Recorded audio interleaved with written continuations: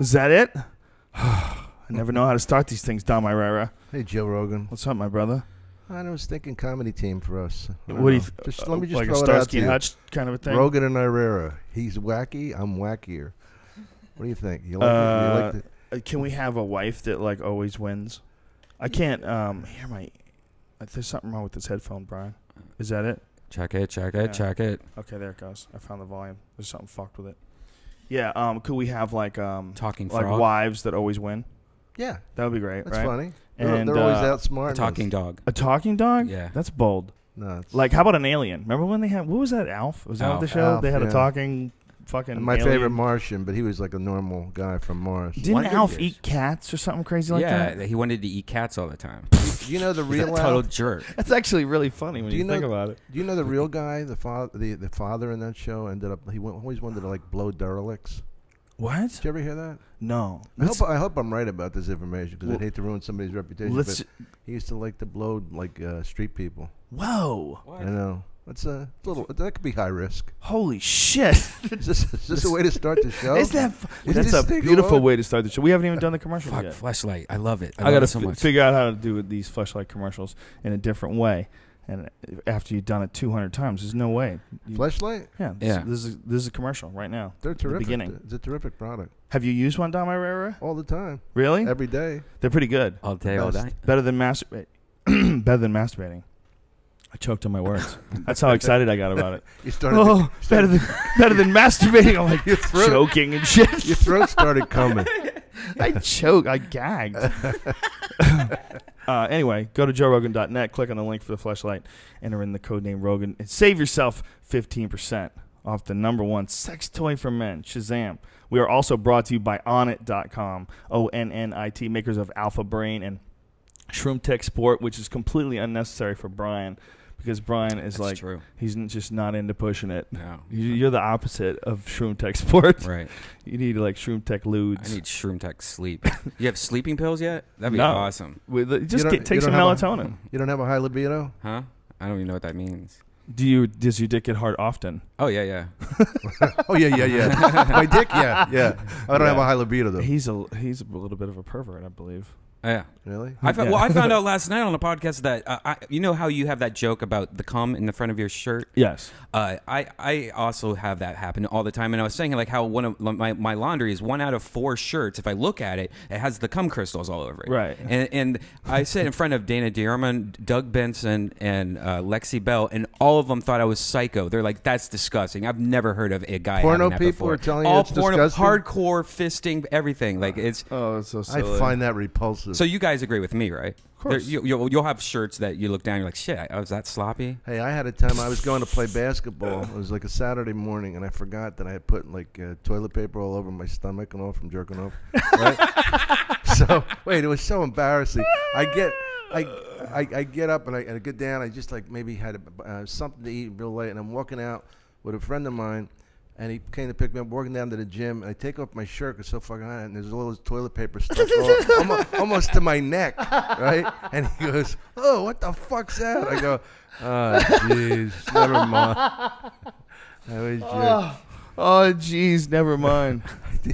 One time I had a friend that he came in the house. I was going to go out and have a beer with him. We're all living together, and I hear him go, "Oh." Oh, and I hear him different parts of the house. I think he's walking around the house with his pants down, jerking off. So next day, I'm at the basketball court, and he comes up and he goes, "Didn't you hear me last night?" I go, "Yeah, I fucking heard you." He goes, "I broke my nose." He bent down and broke his nose. I said, "Wow, thank God! I thought you were jerking off." What a relief! What a similar sound. Oh, it's very similar. Oh, Yeah. that broke nose feeling. Like, oh, fuck. Anyway, Onnit.com, ONNIT, makers of Alpha Brain, Shroom Tech Sport, which was the stuff that I was talking about. Took 4 of them last night, Dom Irrera. Yeah, how'd Beat you the feel? shit out of that heavy bag, son. Get that bag. Bag hates you, Joe. Bags are a beautiful thing. If you don't have a heavy bag, if you can have a heavy bag and you're silly, get one of those things. It's like the best stress reliever of great. all time. Now imagine what would have happened if what you just went through when you were younger and less and much more volatile. What I just went through If you before had the show. if you didn't have a family and peace with yourself and the whole thing. Yeah, there's a lot of nonsense in this world, Dom Irrera. What the There's a lot fuck of could be silly worth people. it? That guy. How did he know who he was fucking with? People are so. We're just talking about dudes giving dudes the finger or whatever in the car, like road rage all the time. It's just so common and it's so silly. Like people, if someone gets in front of you, like, why are you really that upset? You really gonna give me the finger? The What's finger, point? like that hurts too. Yeah, Hey, it's not just, the it's finger. so silly. Like, what kind of a man does that? Brian, tell me. Well, You know, tell me, you're almost Why a is man. that shit? Why is that You're shit? you're man-like. Tell him. An angry guy that takes too much supplements before Is that going what to it is? jiu-jitsu. Could be. He's getting ready for combat. Yeah, he's in And war that's right what it now. is. He's in that frame of mind. Yeah. Anyway. I don't like the idea of seeing myself. By the way, I forget what I look like. You know, I really do. I forget that Just close your eyes. I'm like starting to look Mongolian. Yeah, we And talked fuck- about this the last time you were on the True, though. podcast. It's fucking. Yeah, you look. It's a hint of Inuit. Is how I think how we described it. I don't like seeing it. I don't believe it's real. Cue the music, Brian. Oh yeah, enter in the codename Rogan. Blah blah blah. Shroom Tech Sport. Is the stuff that we were talking about. Alpha Brain is another cognitive enhancing supplement that I didn't take before the show, so hopefully I won't suffer. I'm going to take one. I'm going to have to pull one out in the middle of a good story. Joe, did But, you get the list of questions I want you to ask me so I could hit you back with my zingers? So, Dom, I understand you just got back from the zoo. Funny you should say that, Joe. You wouldn't believe all the funny things that happened to me at the zoo today. Go to onnit.com, ONNIT, enter in the codename Rogan, save yourself 10%. We will have the kettlebells available this week, and all information about that soon to follow. All right, holla, hit the music. Joe Rogan Podcast, check it out. The Joe Rogan Experience. Train by day, Joe Rogan Podcast by night, all day. Wow. He's got a new fade every time, the kid. Just when you think he can't add a different flair. There's no more flares to add. Is this Ricardo Montalban over here? I Dom got so Irrera, much ladies good and gentlemen. feedback. I got so much good feedback calling you a retard. That's sad. It's the cool thing to do. Yeah. Well, Brian is slightly playing a character on the show, ladies and gentlemen. It's subtle. It goes in and out. Even I don't know when it's there. I don't recognize it. But he balances me out.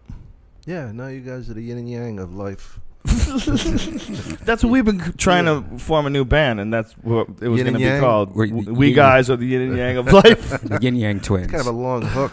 Yeah, that we would have to go to war with the Yin Yang Twins. They would kick our ass for jacking their name. No, we could copyright that shit because they don't have a podcast. We do a podcast first called the Yin Yang Twins, and then we own the Yin Yang Twins podcast. That seems unscrupulous. I had no idea I had no idea this show was this fucking big. I swear to God. I mean, it's amazing. I'm in Chicago. People are coming up to me. One guy came to the show. He goes, man, I didn't really hear you before, but when you did the podcast, you and Rogan were so fucking funny. I had to come. I go, holy shit. You know what I mean? Like, I did the show, not like I felt like I was doing you a favor, but you got a show. Of course I want to do it. You know what I mean? It's like, But you didn't think that many people were gonna. I had actually no listen to fucking clue. I'm so retarded. I don't know what the real numbers are right now. Well, It's pretty high though, and what it is though is the difference is they're with you for hours at a time. And they're comedy people. Yeah. They're people Yeah, that yeah, dig comedy. That's a big difference. Yeah. Because when I like late night shows, nobody gives a fuck. Right. You know, I mean, It's hard too. Don't you feel when you do a late night show that you don't even get a chance to really get cooking? You're doing like 5 minutes or something like that, or 7 minutes. Yeah. Ah, man, I can't do it. I just my mind doesn't function like that for a set. It's really hard to pull off and get a true feeling what the experience of seeing someone live is. Plus, you like I like just to do some stuff that's just improvisation. Yeah. Fuck around. Always. And my most fun I ever had was on Craig Ferguson when he introduced me and gave me the wrong credit. He said you can see Dom at the Denver Comedy Works this week. I said, thanks a lot. What a crack staff you have. I was there last week, but I'm so hot in the business I have to post-plug things or the place will be stormed, right? And then he said, well, let's just start it over. He came out on stage like, I'm starting over. I got a spot at the Laugh Factory later. I can't. I don't have this kind of time. But that was fun because it was real. Right. You can't do that every time, but It's to have enough time to fuck around is odd. You know, most of the times it's like it's so rigid. Oh, you start yeah. with your first bit. It just so fucking corny at Yeah. the desk. Like we were Yeah. just saying about the zoo. He asked me this, all right? that's weird. I mean, it's cool when someone has a good story, you know, and you get some Nick Nolte character. It's got some crazy story. Yeah. But for the most part, you're accepting a contrived conversation. Yeah. Is You there know? any, I mean, I saw an actress on one of the shows. I couldn't watch it, but That's some of the most boring fucking TV there is. And Letterman said, really, they just want to see you. In other words, you're so fucking vapid. Just sit here. Don't even worry about talking. You know what I mean? I'll do the talking. Just sit there because you have nothing to offer. Has Kim Kardashian ever been on Letterman? I don't know. Probably. What Definitely. talk shows has she been on? She has to be on everything, right? I don't know. I've never Kim- seen her interviewed. It's one of the things that I was marveling at one day. I was like, I don't think I know her voice. She's been on the Lamar Odom Big Cock Show. I don't think if the character playing her voice was substituted with a new character, I don't know if I would be able to pick it out. No. I was like, it's amazing that she became like super famous without me. I mean, in my world, like I know who she is on a regular basis, right. but without me ever hearing her talk. That's incredible. Do you Like think I they're might have hot? heard like one or two of the commercials or something like that, or maybe I watched one episode of the show. But you know what I'm saying? Like if somebody tried to replace your voice, right. I would go, that's not Dom Irrera. I know what he sounds like. If someone tried to do Jeff Goldblum, I know what Jeff Goldblum sounds like. Right. But I hear your rhythm. I know what Letterman's voice sounds like. Yeah. But I don't know what her voice sounds Here like. she is on Letterman.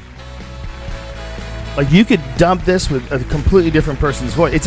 But she's as famous as like, what's the chick's name from Friends? Jennifer Aniston. Jennifer Aniston, whose voice is like extremely well known. Yeah. You know what I mean? Like Jennifer Aniston is very specific. And an accomplished actress. Yeah. What did she ever do? Yeah, exactly. Like it's amazing how famous she's got with very little words. She's 25. 25? Well, just a kid and she's getting married. Was that exciting? Yeah. It was very exciting. And there's That could be a baby in totally the family? fake voice, There is and I going wouldn't to know. be You know, it Yeah. could sound nothing like what she sounds Courtney's like. pregnant. Maria Bamford could be dubbing her voice. It's amazing how far a human being can go in the world of fame without ever saying anything. Well, don't you think, like, you know a What lot did of you do to her, Brian? You turned her into an alien. I should have done this. Children in the house. 'Cause there's Wow, she's the exorcist. My brother Brody was here the other day. Well, maybe Brody that's Stevens. Red rum. that's the nightmare. He is a nice kid. She's demonically possessed. This is actually an encoder. He's got a secret decoder ring, and it's deciphering what her real voice actually is before Lucifer's powers. Like his father. His voice reminds me. Oh, that's scary. Well, they're freaky as shit. Why is that demonic when it's just shitty? What did you do for your summer? Oh, I went to Africa this Ah, this fucking bitch is gonna kill me. Diamond Empowerment Fund sent me and my sister and my boyfriend, and we just went to Botswana, and it was really cool to see how all the diamonds really help the country out there. Wait a minute, what? Back it up. Holy Back it up. shit! Holy shit! What the fuck did she just say? The diamonds Oh help my god, that was hilarious! Holy shit! had no idea Life diamonds- is not real. I'm telling you, And his Diamond Empowerment it's a Fund fucking Coen Brothers movie. and my boyfriend, and we just went to Botswana, and it was really cool to see how all the diamonds really help the country out there. I The had a nods, different- like thinking that people are gonna applaud. Right. Conception of what was going on there, and so every year I like to go on a vacation out of the country. Well, I think that's good to get out and see what's going on. But see, I had, and believe me, I'm ignorant in most matters, a different impression that the diamond industry, maybe on a global stage, was generating huge sums of money, but locally in these countries where they were mined, that the people were being exploited. Did you? That's what I assumed before I went there, and so that's kind of why I wanted to go, and it's completely the opposite. These diamonds fund the schools and the hospitals. They fund pretty much the entire country. But I was a little bit disappointed in Africa because I wanted to go see some wildlife animals.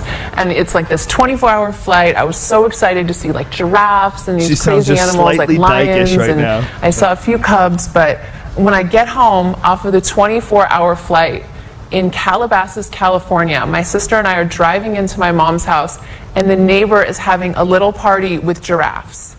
And we flew 24 hours all the way to Africa to see giraffes. Wild giraffes, did not see a thing. We go to Calabasas, and they're having a birthday party where they hired giraffes. But where can you get giraffes? How do you get them? Well, I rented a monkey for my mom for a week because she was missing the baby. monkey for your mom was a rental. Yes, it was Okay. a rental. See, her Zoom Christ. material's funny, Joe. Oh my god. She's got some good animal stuff. I mean, wow. Does she have a point? I'm really stoned from watching that. Does she have any point at all? I mean, maybe she does have Well, a her point. point was that diamonds are good for the whole They pay for the general schools population. and pay for the hospitals. That's what she's saying. I don't know. Maybe they do. And you can do that and still exploit children. If you had to fuck Kim Kardashian or Aniston, which one? I bet Jennifer Aniston knows how to throw it down. Yeah. I would imagine she knows how to throw it down. If you could cut off her head. And switch the bodies? No, yeah. Which one? Kardashian. If you can cut off her head, why would you want to cut off her head? No, I'm kidding. I would want to cut off her head. She's really pretty. She's very pretty. No, but she's so vapid that, I think she really cares if she's watching this whether or not I'd want to fuck her or Jennifer Aniston. Yeah, probably. I think Jennifer Aniston would be more fun. Yeah, for sure. She takes it. I think. I don't know though. I don't know. Kim Kardashian does have a porno with a black dude. That's a chick that's willing to go deep. Sure, that's why I think Jennifer Aniston would be great. You can't fail to disappoint her. Exactly, that's right. Yeah, whatever. What kind of conversation is this? Who would you fuck, Jennifer Aniston or... Well, how did it even get onto her? Oh, it was like Jennifer Aniston's voice. That's what we were talking about. Yeah. It's fucking hard out there for a chick. Chick's trying to be famous, If she was doing the same thing, if Kim Kardashian was a guy, though, and she was doing what she's doing, like, she would be like... especially for the marriage part, like she married for like 72 hours or whatever the fuck it was. To that basketball player, right? Yeah. Well, how long was she married for? I think it was a month or something like that. But whatever it was, it's like it's a shame they to had think it all. that you do that. And you do it as like a piece of. It's a plot. It's like this is her life. All of a sudden becomes theater. And they start introducing false things, like false marriages, like hire some other high-profile guy to come in and marry her on the show, and then they break up. And wow, is that what they're doing? Because if it is what they're doing, it's pretty brilliant. It's if you think about what she's done, I mean, just tactically, the way she's sort of entered into the entertainment industry. Like a lot of people get mad, they say she's vapid, she's this and that. But what she is she's been super successful in getting people to pay attention to her. It's amazing. It's fucking incredible. I mean, it's amazing what you can pull off when you are single-minded and you pursue that and you do it the way she's done it, and obviously you look like her. Yeah, you know what it reminded me of, going back when this kind of point hits you, is when the OJ trial, and Kato Kaelin went out and did comedy for a while, and for that one brief moment in time, he was more famous than almost any of the comedians. Right at the top of the OJ trial, Kato Kaelin was selling out the MGM, and he was trying to do comedy. Yeah, he did stand up. Did he do it before? No. Oh, that's horrible. Oh yeah. Well, Charlie Sheen can prove that. Charlie Sheen. Well, you know who did that? Who's got fucking balls? I've talked about it before, but Charlie Murphy.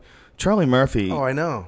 Didn't have a lot going on, like as far as his career, and then got on the Chappelle Show, and he was in his 40s, and then started doing stand-up, and he was famous. And not only was he famous of like the brother of one of the greatest stand-ups ever. So he's got Charlie Murphy, his brother's Eddie Murphy. They look alike, and I mean, he's going out there. Literally, he's done comedy for like a couple of months, and he had a close fucking headlining. Yeah, he had an unbelievable. He's got balls. That guy has fucking balls. We did a month Maxim tour on the road together, and Charlie Murphy, man, he's got fucking balls. That guy, we would alternate headlining, and he'd only been doing he comedy. Couldn't follow you. He did. He did a couple times. Mm-hmm. What did he do? He did well. Really? Yeah, I mean, people. Holy first shit. of all, he's a good storyteller, and people love him. And if he's in his right groove, he's just got to be comfortable. When Charlie's comfortable, he's got like a couple different gears. And when he's comfortable and he's telling a story, there are very few people in the world as entertaining as that guy. He has this realistic, sort of like aggressive, kind of like real brutal honesty. But with a cool voice, he can tell a fuck out of a story. Well, for brothers of famous people, I'll take Tony Rock. Tony Rock's hilarious. He's good, yeah. He's very funny. That guy gets slept on. I'd seen him a couple of years ago, like way back, at the Laugh Factory, and he was really funny then. He was like promising, you know. No, he's really good. And then man. I saw him at the Improv like recently, and I came up to him after his set. I was like, dude, you got way better. Like that was like really fun to watch. It's fun to watch a guy that you haven't seen for years, and then you see him and you're like, damn, you've been working. And he's like, thanks, man. I'm like, I'm in the gym. You know. Yeah. Well, he's got the right attitude about it. He's fucking and good. it is in the gym. It is in the gym. It is in the gym. Corny yeah. as it sounds. Well, for us, it's the gym. You got to get on stage. I mean, look at Bill Burr. I mean, I've seen him take strides, and he's so fucking good. Perfect example. Yeah. Bill Burr was always really funny, but now it's like he's just he's super prolific too. Now he's just nailing it. You know, he's just like he's constantly putting out new stuff, and you go to see him. It's it's fun. It's like I agree with him. I don't agree with him. I'm still laughing. He says something completely ridiculous and over aggressive. I'm still laughing. Yeah. It's fucking great. It's just. He's one of the last of the Boston comics, that real like intelligent but like still manly, aggressive sort of comedians. There was a lot of guys Lenny like that Clark. in Boston. Yeah, Lenny Clark and that whole group. That was one of the things that Dane Cook and I were talking about once about growing up and doing stand up together in Boston was that those guys were men. They were fucking like Lenny Clark. Oh, yeah, they were tough guys. They were comedians. They weren't like Nebuchadnezzar, problems with their mother kind of. They were animals. Yeah. Lenny Clark was a fucking savage when I met him. Oh, he was I met crazy. Lenny right after you guys did. Didn't you do the HBO comedy special? The Rodney Dangerfield. The Rodney Dangerfield. Yeah. I got a chance to open. He was the second guy I ever got paid to open for. I used to forget about the first guy and pretend he was the first for a while. Right. First time I ever got paid, I opened up for Lenny Clark because it sounds good, but it was really the second time. First time was a guy named Warren McDonald. Who's actually a very funny guy too. But I worked with him right after he just got done doing the Rodney special. And oh my God, he's a fucking animal. Such balls. Oh, he was an animal. We were up in Seattle to see the NCAAs, and these guys, they were fucking drinking all day. Don Gavin, all them. And we're at a party, and the CBS guy comes up to me, and he says, I'm a big fan of yours. And I didn't have a ticket. Lenny's at like Jackie Gleason, bigger than life. He goes, hey, if you're such a big fucking fan, get him a ticket to the game. And the guy goes, oh, okay. Sheepishly, like, what's he going to do? What is that movie that I think it's Fran Salamita did that movie on Boston Comedy? Yeah. How do you spell Fran Salamita? I don't know. RFRZ. Yeah. Oh, when stand-ups, Fran Salamita, when stand-up stood out, which is a great documentary on stand-up comedy and about the one town, about Boston and what it was like, back then. And it's a really accurate depiction because there's a lot of old video, like old video of Lenny Clark and those guys and Jimmy Tingle, and then talking about the Ding Ho, like the Chinese restaurant was like the first place. Like, man, I was like right after that wave. Those guys were the big established headliners right when I was becoming an open micer. They were good to me too because they could bury people if they wanted to. Nick's was tough. Well, for the people that don't know, Dom was one of the only guys that ever paid to do comedy after I was a comedian. There was only like a few guys once I became a comedian, like once I had done like open mic nights. But I went to see you. You remember how much it cost to see me? I wish I did. Did you bring a date? I went to see you a couple times. Did I get you laid too? I went to see you before I ever did stand-up, I'm pretty sure. It was either before or right when I was doing it. But I went to see you, and you didn't make the flight. Something happened. Really? And Dennis Leary was in your place. It was the first time I ever saw Dennis Leary. He fucking destroyed. Yeah, Dennis was always good. Back then, he was on fire. He was my favorite comedian for 6 months until until I saw Bill Hicks, and I was like, what the fuck is going on here? See, I didn't see as much as other people did with the parallels. And Bill was a friend of mine, but... Yeah, Bill had a funny joke about it. How he actually had invented. He went back in time and did the jokes before, stole them, then went back in time and did them before and added punchlines. Right. I don't know. I think I butchered the quote, but when they asked him who stole it from who. Well, what my nightmare was about the HBO thing about Rodney Dangerfield was like I'd rather not get a compliment than the compliment I would get I'd have somebody come up to me and go, man, you were my favorite on that show. Beat you and that guy Dice. Don't fucking compliment me if you're going to compare us. You have always had a problem with Dice, and you and Dice have actually gotten into it. But when I was a kid, man, I was a fucking huge fan of Dice. And well, yeah, I you were don't a think kid. there's anything wrong. I like his comedy. It doesn't bother me. I like it. Oh, his comedy doesn't bother me. I just don't like him. You don't like him? Yeah. I never have a bad problem with him. I've never had any issues with him. How can you be a 50, 60-year-old Fonz? See, I look at him, I think he's a character. You look at him as like he's some guy who disrespected you or something. Yeah. Something happened, right? There's only 3 comedians I hate. Let me guess one. Billy Crystal. I don't consider him a comedian. What is that about? What is that about? Because I heard there was Billy Crystal was such an asshole to me. I was really. I was, and he's always been really nice to me. But he was with De Niro, and I was hosting this thing for Comedy Central, and we're doing a review of that shit movie. Analyze That. Remember the first one was good. Analyze This. It was the De Niro movie. Yeah. And then the second one wasn't good. Yeah, but he got all of a sudden he's buddying up with De Niro, and he starts acting condescending towards me. So I fucked with him right away. I go, Billy, you hosting the Academy Awards this year? He goes, I don't know why. I said, can you mention me to the people of the Academy? He goes, for what? I go, I don't know, some kind of award. You figure it out. Then he realized I had duped him. Some kind of award. You figure it out. Yeah, he lost his sense of humor, right? Yeah, he got too cool. But I mean, he was always all right at the beginning. But in that situation, he lost his sense. Oh yeah, well, he was trying to act like him and De Niro were these dear friends, and I'm thinking, this is Robert De Niro sitting next to you. Come on, Billy, you're Billy Crystal. People love to be friends with someone like De Niro. You can put that shit on your resume. Hey, I'm going over Bobby D's house for barbecue this weekend. Oh, no. I did a reading with him. Gross. I did. Rarely do I get impressed. You imagine someone saying that to you and wearing like a running tracksuit while they're saying it? Fuck that noise. Those like fake Italian immigrants. These immigrants to California from the East Coast, fake Italian dudes. Oh yeah, who were always connected. The guys were always trying to break into acting. Those fake tough guy dudes. Right. Oh, go to Bobby D's house. Yeah. Good guy, that Bobby D.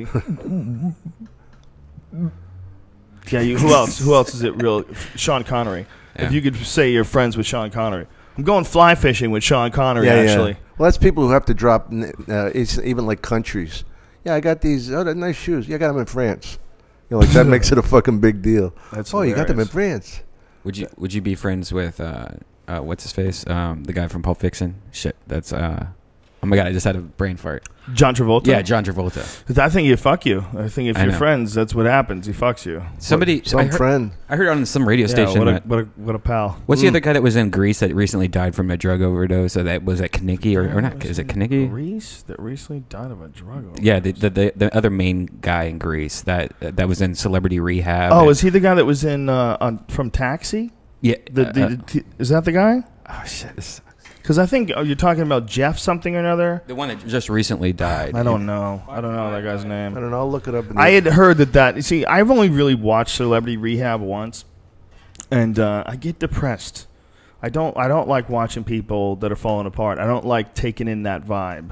I know. I mean, occasionally I like to know it's Jeff Conway. Know what Jeff Conway is? That the guy? Yeah, he said that he actually spent the night once at his house. And supposedly, this is what I heard on the radio show, that he went over there to spend the night at his house and he crashed and he woke up and he was fondling him. Who was fondling him? Travolta? Travolta was fondling him. Oh, Jesus. And then Mike. I hate that. Don't you hate when you wake up and one of your friends is playing with your balls? Yeah. Just me. You wake up and the dude from Pulp Fiction is sucking your dick. Oh God. Really? And then Mike. If I let you suck my dick, will you leave me alone?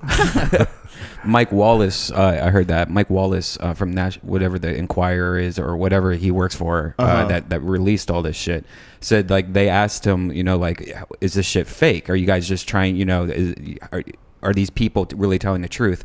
And they're like, dude, we give them lie detector tests. We fucking go and check. If they say any detail, going to hotels or something like that, they get it. This was on the Howard Stern show that he said this. Wow. And stuff like that. Then all these people are all telling the truth, all of them. So all these masseuses are all telling the truth. Yeah, is that crazy? Well, who knows? We don't know. We don't have an official stance on this. Oh, I don't. Joe Rogan Experience podcast, No. nor Brian Redband. I'm just regurgitating what I've been hearing on. I happen to know, but I'm not talking. Oh. Dom, you know what I'll be talking? Tell Joe? us about the time that you worked as a masseuse for the Hollywood elite. I'm not talking. You know what I'll be talking? June 30th at the Tropicana in Atlantic City. That's when I'll be talking. Those big manly hands that you have, I bet you would give a good massage. My hands are very soft. You know, are they? Yeah, they could toughen up quickly. You know what would be a good show is Dom and Joey Diaz dressed up as women, like bosom buddies, but with them. Man. Wouldn't that be the funniest? I hate, I never thought I'd say this. But I'd be the hot one. Wouldn't that be awesome if it was like Golden Girls? Maybe throw in another person. I like seeing people like Joey because it makes me feel not as fat. I'm not that fat. Yeah, I do a joke about like, no matter how chaotic my life is, when I'm hanging around with Joey Diaz, I'm like, I'm fine. It's just like a balancer, a leveler. He's your canary in the coal he's mine. my canary in the coal mine. I love Joey, and I greatest. always love to know what he's thinking. Oh, he's when an he animal. has that look on his face. Joey Diaz could just read the newspaper and have you crying laughing. Yeah. Just point out anything. I've never met a dude who makes me laugh like that guy does on a consistent basis. He gets fucking crazy. He'll get crazy about ketchup. But he's This funny. ain't fucking ketchup, Joe Rogan. When I was Cuban back in Jersey, and we had fucking ketchup, it was real ketchup. This is some watery bullshit. It doesn't taste like... He'll get fucking angry. No, Heinz is actually pretty good. The fuck out of here, Heinz! You fucking momos buying up Heinz. Joe, I just got off the road with him, right? And one of the hotels we stayed at had a business there. He's like, come on, you got to go to the business center with me. And just watching him sit here checking his thingamajiggers, like, look at that picture. Like, he's just sitting there, like, with his glasses on, doing the computer system. I worked with him at the Miami. I worked with him at Miami Improv, and the whole day he hung at the club so he could use the phone. Really? Just to make local calls. He could fucking do it from the room, but he chose to do it from the club. He used to, he used to not even have Cuban? a cell phone. Yeah. For the longest time, Joey just had a pager. When everybody else had a cell phone, Pager? Joey still had a pager. Yeah. You'd never be able to find him.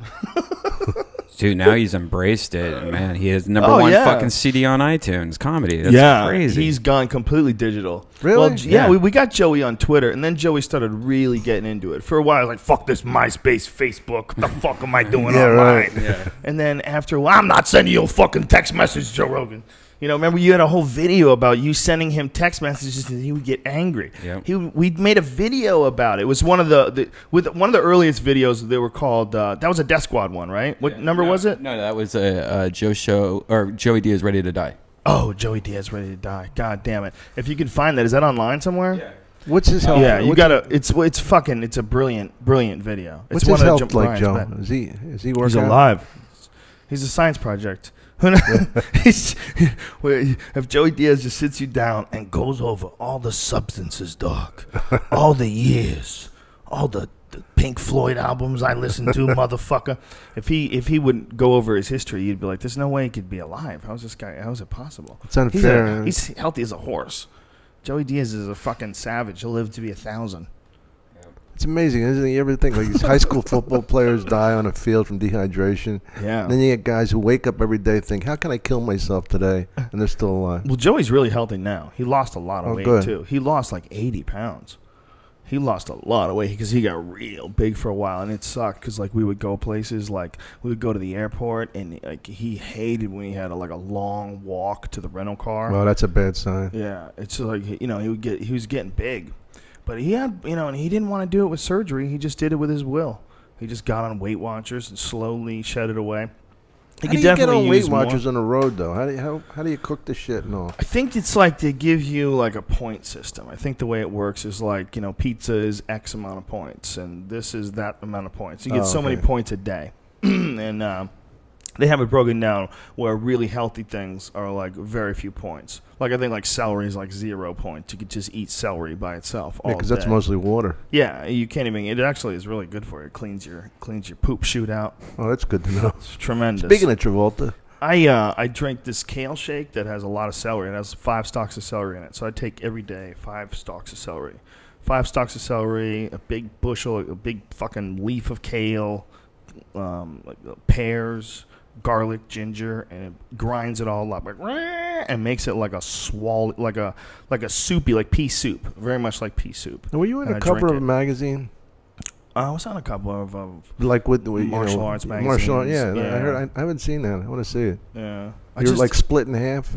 You're like doing a split. One of them, yeah. I think I was throwing it. No, you know what? On the black belt one, no. I was just standing there like a douchebag. You're posing like. I looked really stupid. I should have never let them make me pose like that. They're like, why don't you like cross your arms, look at the camera, like you're very serious. Yeah. So that's what I did, and then I was like, ew. Ew. I suppose what message is that? I should be smiling. Do you think you could beat the two of us if we just like charged you right now? I would hope I would never have to know. Yeah, how douchey do I look? And look at your old tattoo right there. It's like cute. My poor tattoo, it's still there. I got to get it lasered off to finish my right sleeve, the Aaron Dellavedova sleeve. That's graphics bong, right? No.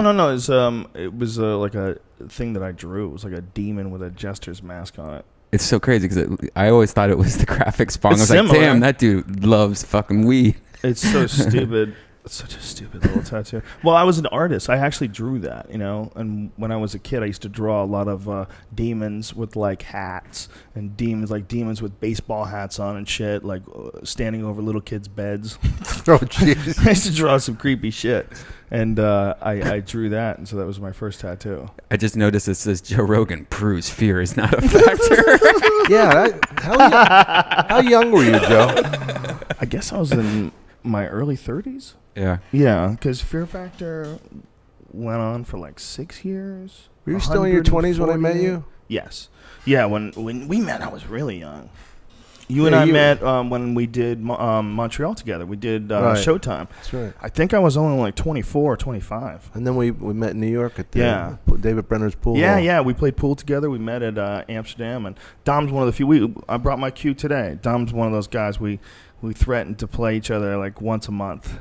That's what we always say. We try to do, but sometimes we'll go like years. Did you just show me doing splits? Oh, that's the one I was talking about. No, if I was a gay man, holy shit, I'd be into me. I just did a new thing for this Fighters Only magazine. Just did a more recent one where I don't look as good. What's the last fight you've been in? Like a real fight? Like a fist fight? Like a street fight? Not since I was a teenager. Oh, yeah. Yeah, I avoid everything. I don't you got to. You kill people the way you... Or you get stabbed or shot, or... Guess what? There's a lot of people out there that know how to fight. They might beat your fucking ass. Yeah. You know? Like, the idea of going around getting in fights with people is like...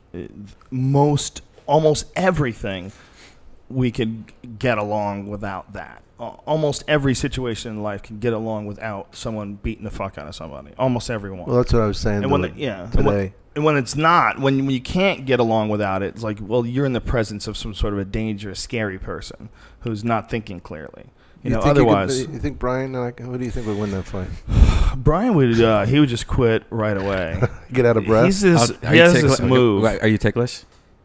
I don't know. Seriously, like if I go over there and just give you a little tickle. I never got tickled by a guy. What if I just give you a little tickle right now? He just drops his pants and he opens up his butt, and the vision is so horrific. And his shirt falls down into his armpits, so his gut hangs down, and he's just opening up his asshole as wide as can be. And you just run away. You'll just run away. You won't want none of that. Okay. What he's willing to do to you. Yes. And then you come close to him, he'll try to lick you or something. It's like you don't want that. You don't want that. He'll just grab your face and just start licking you. I'm glad I asked. He'll tongue kiss you. He would tongue kiss you to get out of trouble. He would tongue kiss you, just grab you and just start making out with you. And you would run. You would run. You know, every animal has its own way of defending itself in its environment. You know, like octopuses, they blend in. They can become camouflaged, right? Yes. There's a lot of animals. They blend in with the reef, right, Dom Irrera? Yes, that's right. why Nemo was so brightly colored. Is that why? So Nemo could blend in with the reef. I was hoping we'd get to Nemo by this point in the show. I assume. Well, that's a beautiful fish. Why would nature want something so brightly colored? Because it's cute. It's pretty fucking bizarre, man, when you think about the colors that nature has chosen and stuck with as far as designs of things, like tigers, like a big, giant, crazy beautiful. killing machine that's beautiful with like white and like different stripes to it. It's not just like, why does it have to have different stripes to it? It's obviously just fucking things up. That's all this thing does. Like, it's not worried about anybody. Like, that thing has no natural predator, so it's completely fearless. So it's expressing itself as boldly as it wants to. It's not hiding from shit. It's on the apex of the predators. You know, but why is it so beautiful? Why is it colored like that? Like, what benefit of natural selection was it that the tigers that made it to maturity and lived the longest and decided to, you know, outbreed the others were the ones that were brightly colored and beautiful?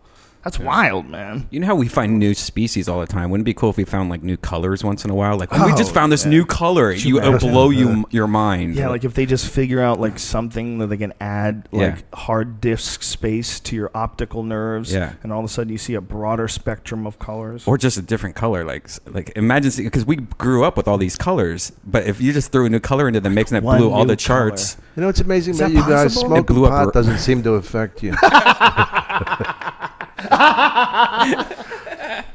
I mean, is it possible that there could be another color? I don't know enough about colors. I don't know, because we have this whole graph, like the color wheel and rainbows and shit to like go on as proof, and like that's the only thing that's colored, the spectrum. But what if there's something just throws a wrench into that mix, and now you're like, oh, that's Is that? I mean, that has to have happened throughout history, right? Where they thought they had shit figured out.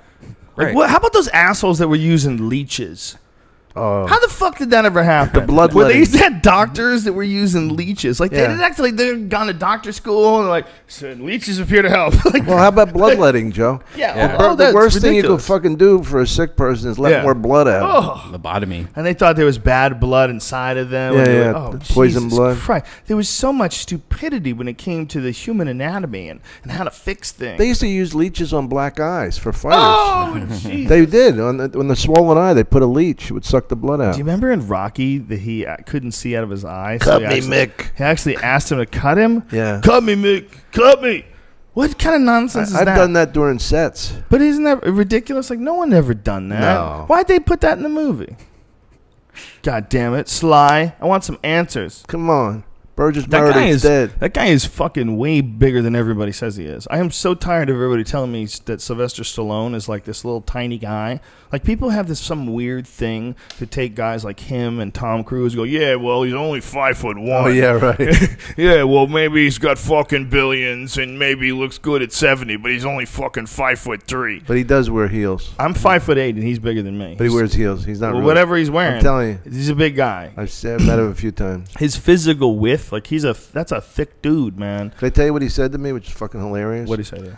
Well, I met him at this thing. The name drop was Bruce Willis was at the opening in Montreal for a Planet Hollywood, and very nicely though he comes up to me and I'm with Sophie and he goes, "Hey Dom, I'm Sly. I don't know if I met you in Paul Reiser's thing." And I go, "Yeah, Sly, I remember you." I'm thinking, in the back of my head, I'm thinking, "Den da da den da da den da da da." This is fucking Rocky. This is Rambo. Right. Do I remember you? Are you fucking kidding me? I got a chance to interview him for one of the UFCs. He was, I think it was before the Expendables or one of his movies, and I got a chance to interview him, and I was like, "This is crazy, man!" Because when I was a kid, I mean, how many people have told him this story? I saw his movie, and then I went out and I ate raw eggs and ran around the block trying to catch a chicken. I ate raw eggs. I did, just like he did it. I put on a sweatsuit and I ran around the block like a fucking idiot. I was so inspired. Yeah. I hadn't done any martial arts training at all at this point. You know what? It was the perfect movie for that kind of inspiration. Yeah. You know, it was so interesting how touching that simple movie can be.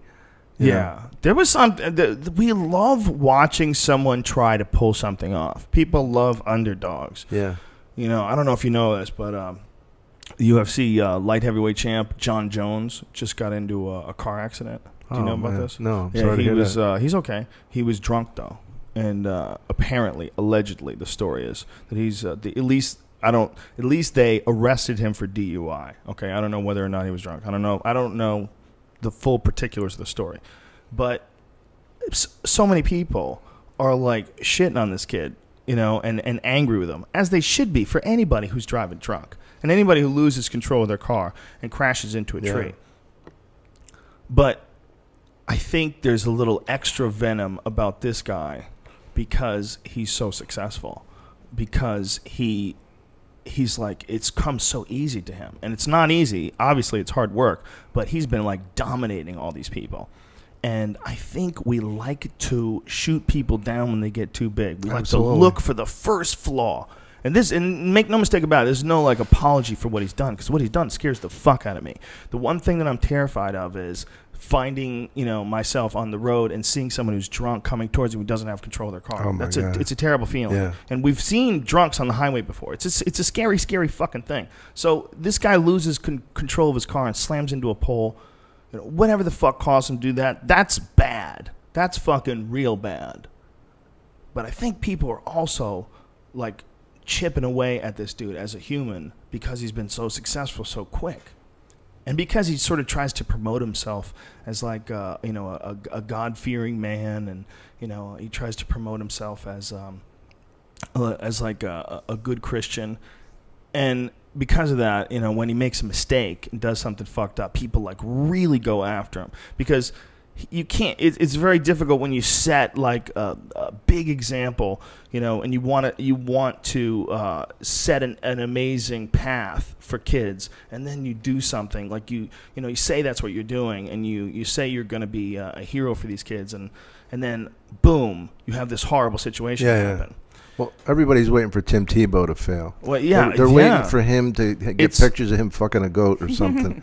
You know what I mean? They would love that. Look, I think it's the whole thing is it's a fucking tragedy, and on the human personality, the individual that allows themselves to get to a situation where they smash a car into a tree because they're fucked up on a drug. Yeah, it's scary because you're taking all of our lives at risk too with your craziness.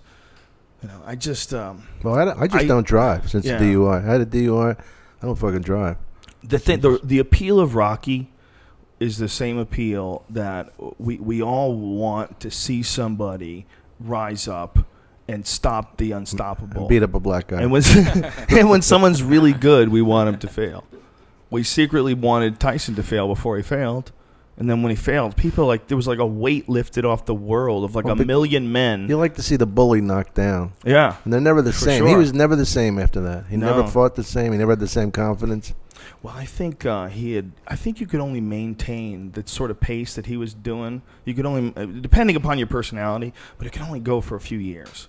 The amount of rage. It was menacing, wasn't it? Oh, he was the best ever. He would I don't care what everybody wants to say about Ali. Ali was a great fighter, no doubt about it. Tyson was better. I really think Tyson was better. I think Tyson in his prime, like the Marvis Frazier prime, I don't think Ali would have been able to keep him off. I was ringside when he Fought Michael Spinks in Atlantic City. It was scary. It was like up jumped the devil. Like smoke was coming out of his nostrils. He took shit to a whole new level. It was unbelievable. There was a bunch of guys this was like, I was a big boxing fan in high school, and this was around that time that Tyson sort of rose to prominence, like right when I was getting out of high school. It was like the cover of Sports Illustrated. They called him Wonder Kid, and he was 19 years old. 19, yeah. Yeah, fuck. And he was just fucking smashing people. Can you imagine when he was like robbing purses? Oh, how scary that would have been. Oh my God, he was such an amazing specimen, but he's also intelligent, and but the physical speed that guy had while maintaining 220,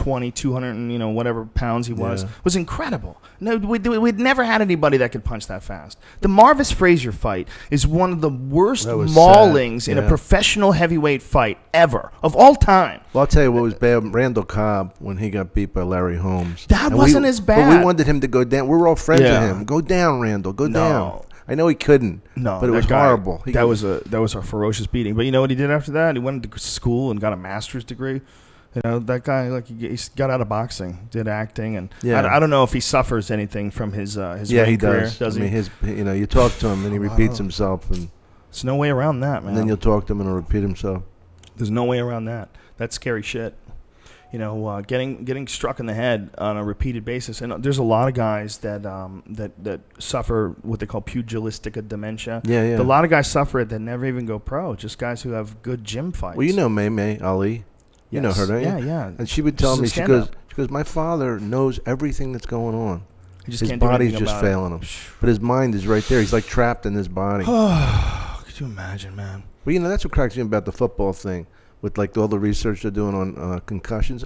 Of course they're concussions. Of course. Like every 40 seconds they're like in a car accident. Yeah. Well, I don't know if it's that much, but it's pretty horrendous. Yeah. If you look at some of those, that's football. They used to call them dingers. What's the biggest linebacker they have now? Who's the biggest? I don't know who the biggest. Give me a big fucking scary guy. Like 6'5", for a linebacker, 270. That'd be pretty big. You know, but fast. That's the thing you have to remember. They're fucking fast, and they're hitting you with a lot of. And they're speed. super athletes. Yeah. Yeah, they're super. You know, Herschel Walker's still beating the fuck out of people. I know. Do you know that? Well, 48 years old. He was a phenomenon. Yeah, I mean, what a freak combination of like a guy who's completely driven, is a natural super Plus athlete, has incredible discipline. He had multiple personality too. You Yeah. know? He came in with different personalities in therapy. You heard about that? Yeah, I right? did hear about that. How fucking crazy is that? Wasn't that supposedly trauma induced? Like, I don't know. I thought that was one of the issues, that this was something related to his football career. Yeah, that I don't know, but I just know that imagine him coming in as Big Sue. Oh, Jesus Christ! Hi, Big Sue. How you feeling today? I'm gonna look this up. What, multiple personality? Yeah. You know what I think it is. All of a sudden, I'm a therapist, but it's not. It's not a psychosis. It's an erotic disorder. Personality. Erotic. No, neurotic. Oh, I thought Not you said erotic. I was like, hey, Dom. I find my that very dick's getting erotic. hot just listening to this here. Oh, dish. Multiple personality, trauma induced. Is that what it says? I know. I'm googling that. Sorry. Uh-oh. But I believe it did have something to do with that. Yeah, trauma induced. Yeah. No kidding. Yeah. The disorder usually has its roots in childhood trauma. Oh, so it could be emotional trauma too. Could be that. Yeah. Like Sybil had that. Yeah. Okay. You remember Sybil? Mm-hmm. Yes. Very dear friend of mine. Her and Bobby D and I used to get brunch. Hey, Stepford Wives at the Beverly Hills Hotel. Yeah. Okay. Yeah. Well, he's talking also about how he became a completely different guy when he was playing. That's wow. That's brought out his rage, too. right? Yeah. He said his exact quote was, "You don't want the Herschel that plays football babysitting your child." Isn't that crazy? I'll punt that baby. Could you imagine that coming out of Herschel Walker's mouth? How scary that would be? No. You do not want the Herschel that plays football babysitting your child. He fucking said even that. he would think of that is scary. Yeah. Well, he's ruthless. I mean, I think to get that good at something, like as good as Herschel Walker was at football, I really do believe that madness and excellence are just next door neighbors. I really do. I think in order to hit the levels of proficiency that those guys hit, like the true greats, like a guy like Jordan, well, Jordan's a good example because he's fucking crazy. Yeah, he's one of those guys. Like when he did his acceptance speech for the Hall of Fame, he was complaining about people who rejected him. Like instead of taking it, going, "Hey, I'm number one," he came angry at it. Wow, that's so crazy. Yeah. Yeah, well, there's a lot of people that they never find peace. Their life is always chasing something, chasing a win, chasing a victory, chasing whatever the fuck it is. Don't you love that about stand-up, Joe? Like we can get better until we get fucking conked on the head. It's true. But no matter what Jordan does, no matter what nutrition he can go visit the monks in Nepal. Nothing's going to make him Michael Jordan again. Nothing. The physical body wanes a lot quicker than the mind. But we're going to be shitting our pants and dying in fear just like him. Hey, you'll be walking me. You'll come and visit me at the home before I'll come and visit you. Well, who knows? Who knows how we all go? But it's not going to be good. But Herschel Walker is at 48 years old. He's fucking shredded. I don't know if he's going to fight again, but he's had a bunch of MMA fights. I think he's had three. Well, he's the one that used to do like 2,000 sit-ups and 1,000 Yeah, he still push-ups. does. Still does that crazy shit. Does all calisthenics. He's just a freak. He's so goddamn strong. He takes these guys like, I mean, he's good. He's physically talented. Like I know he's like a black belt in some martial art, karate or taekwondo or something along those lines. So he physically knows how to kick and punch. And then, you know, he's been training at AKA, which is a big gym up in San Jose. One of the like big gyms in the country as far as MMA is concerned. Like Josh Koscheck came out of there, John Fitch. A lot of good guys, like real good. Gilbert Melendez, Josh Thompson rather came out of there. Gilbert Melendez and him just fought this past weekend. Fucking incredible fight. Holy shit, that was amazing. When do you announce a fight again? This weekend, this upcoming weekend. Where is it? Vegas. Fuck, I love it. I think you're so fucking good at that. It's fun. Well, thanks. It's. I don't want to make it the Sammy Maudlin show, but you really break it down. And you make people understand it. Like I told you that before. It's like so much fun because your enthusiasm, but you know what you're talking about, but you're not above. Like I don't even know what the fuck some guys are talking about. He threw a right klasanga. You know, they're making. Yeah, there's a little of that goes on where they get like real sports specific. I'll say like he hit him with the 3-2 and you know dig in with the 5. Like come on, man, how many motherfuckers out there watching at home know what a 5 is? You know, I don't know. But punches are 1 is the jab, 2 is a straight right hand, 3 is a left hook, 4 is a right uppercut. It's depending on who's. So what's system. the 5? I don't know. It's like probably a liver hook. I don't know. I don't even know what it is. You can't go that far and not tell me the 5, Joe. And well, they'll go as far as like trying too hard. You get a lot of like sports guys that do that. They like try too hard to like use the correct phrases. Right. They'll say like exotic shit, but they'll get it wrong. Like this is a Kimura.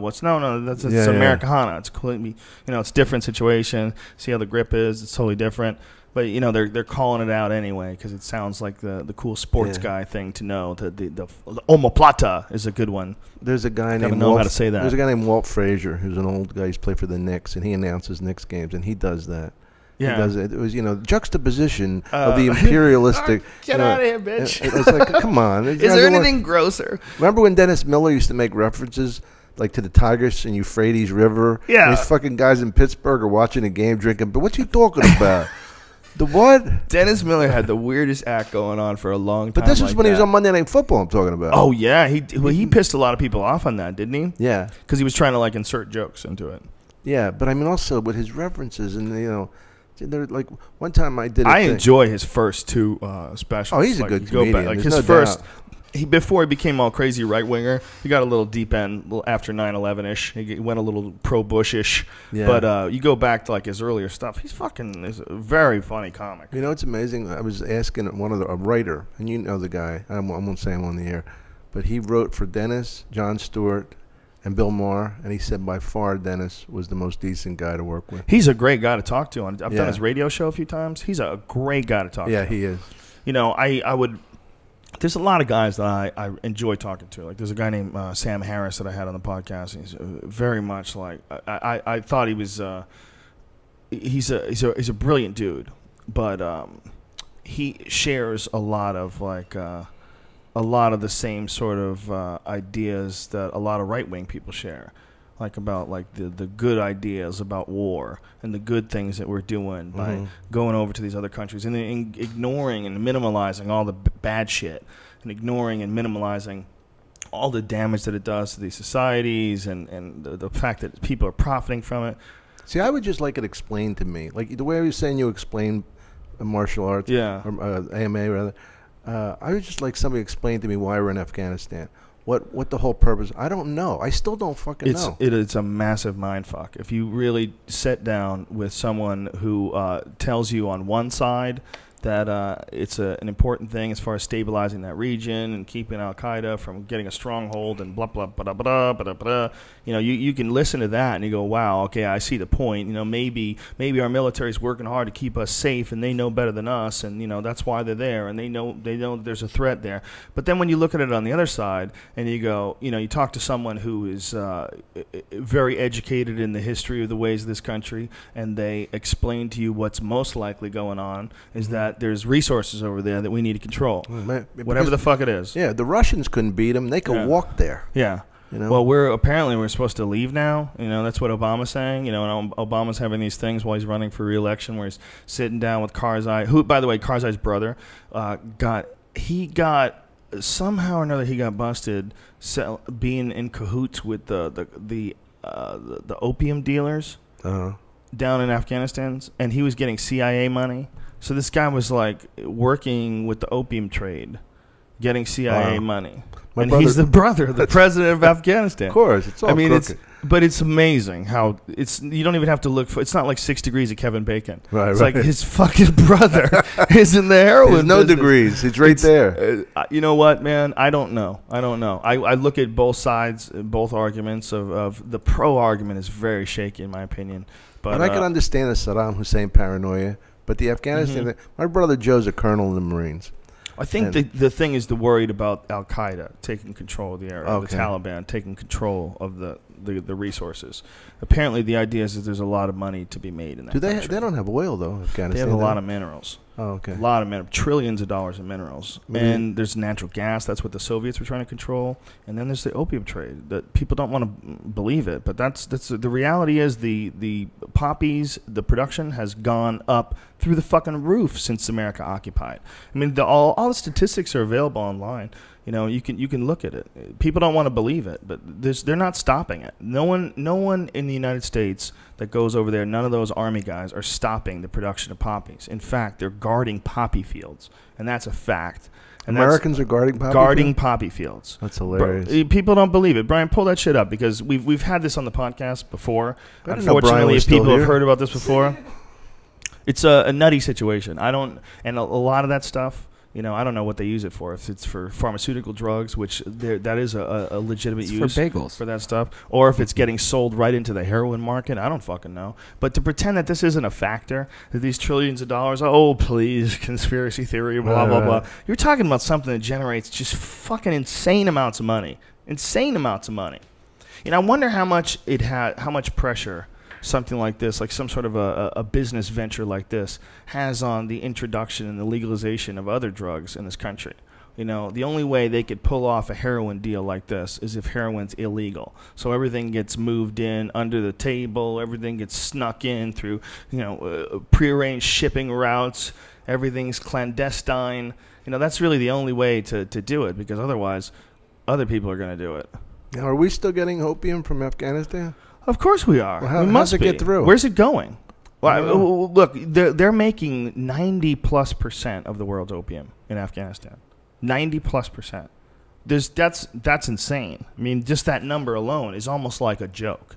It's almost like this is a comic book. Yeah. And we find out that the bad guy lives in a place where all the opium is, and we got to let these people grow. The bad guy is the opium. How about that? The opium takes care of the schools, just like in Botswana, the diamonds to help them. You want out. to find the enemy in Afghanistan? It's heroin. That's the enemy. But if you like it, go for it. Especially if you're a musician, because they make good shit when they're on heroin. A lot of them do. Yeah. You know? Eric Clapton was best when he was on heroin. Yeah, I mentioned Hendrix before, but apparently I've been corrected that Hendrix didn't do heroin until after he made his music.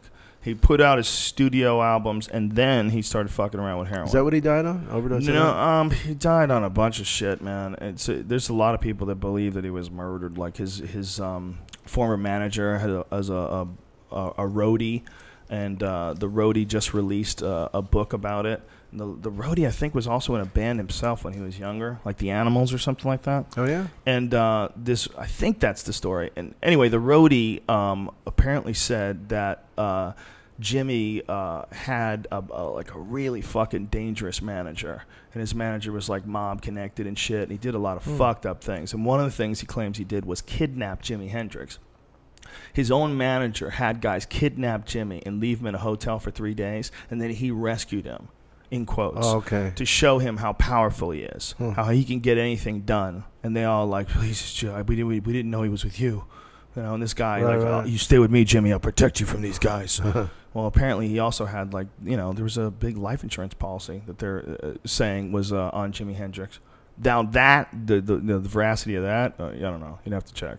I'm not really into it enough that I'm going to Wikipedia the latest. What a guy who died in the 60s. Who the fuck knows, you know? But the other thing was that Jimi Hendrix's girlfriend at the time, she was killed.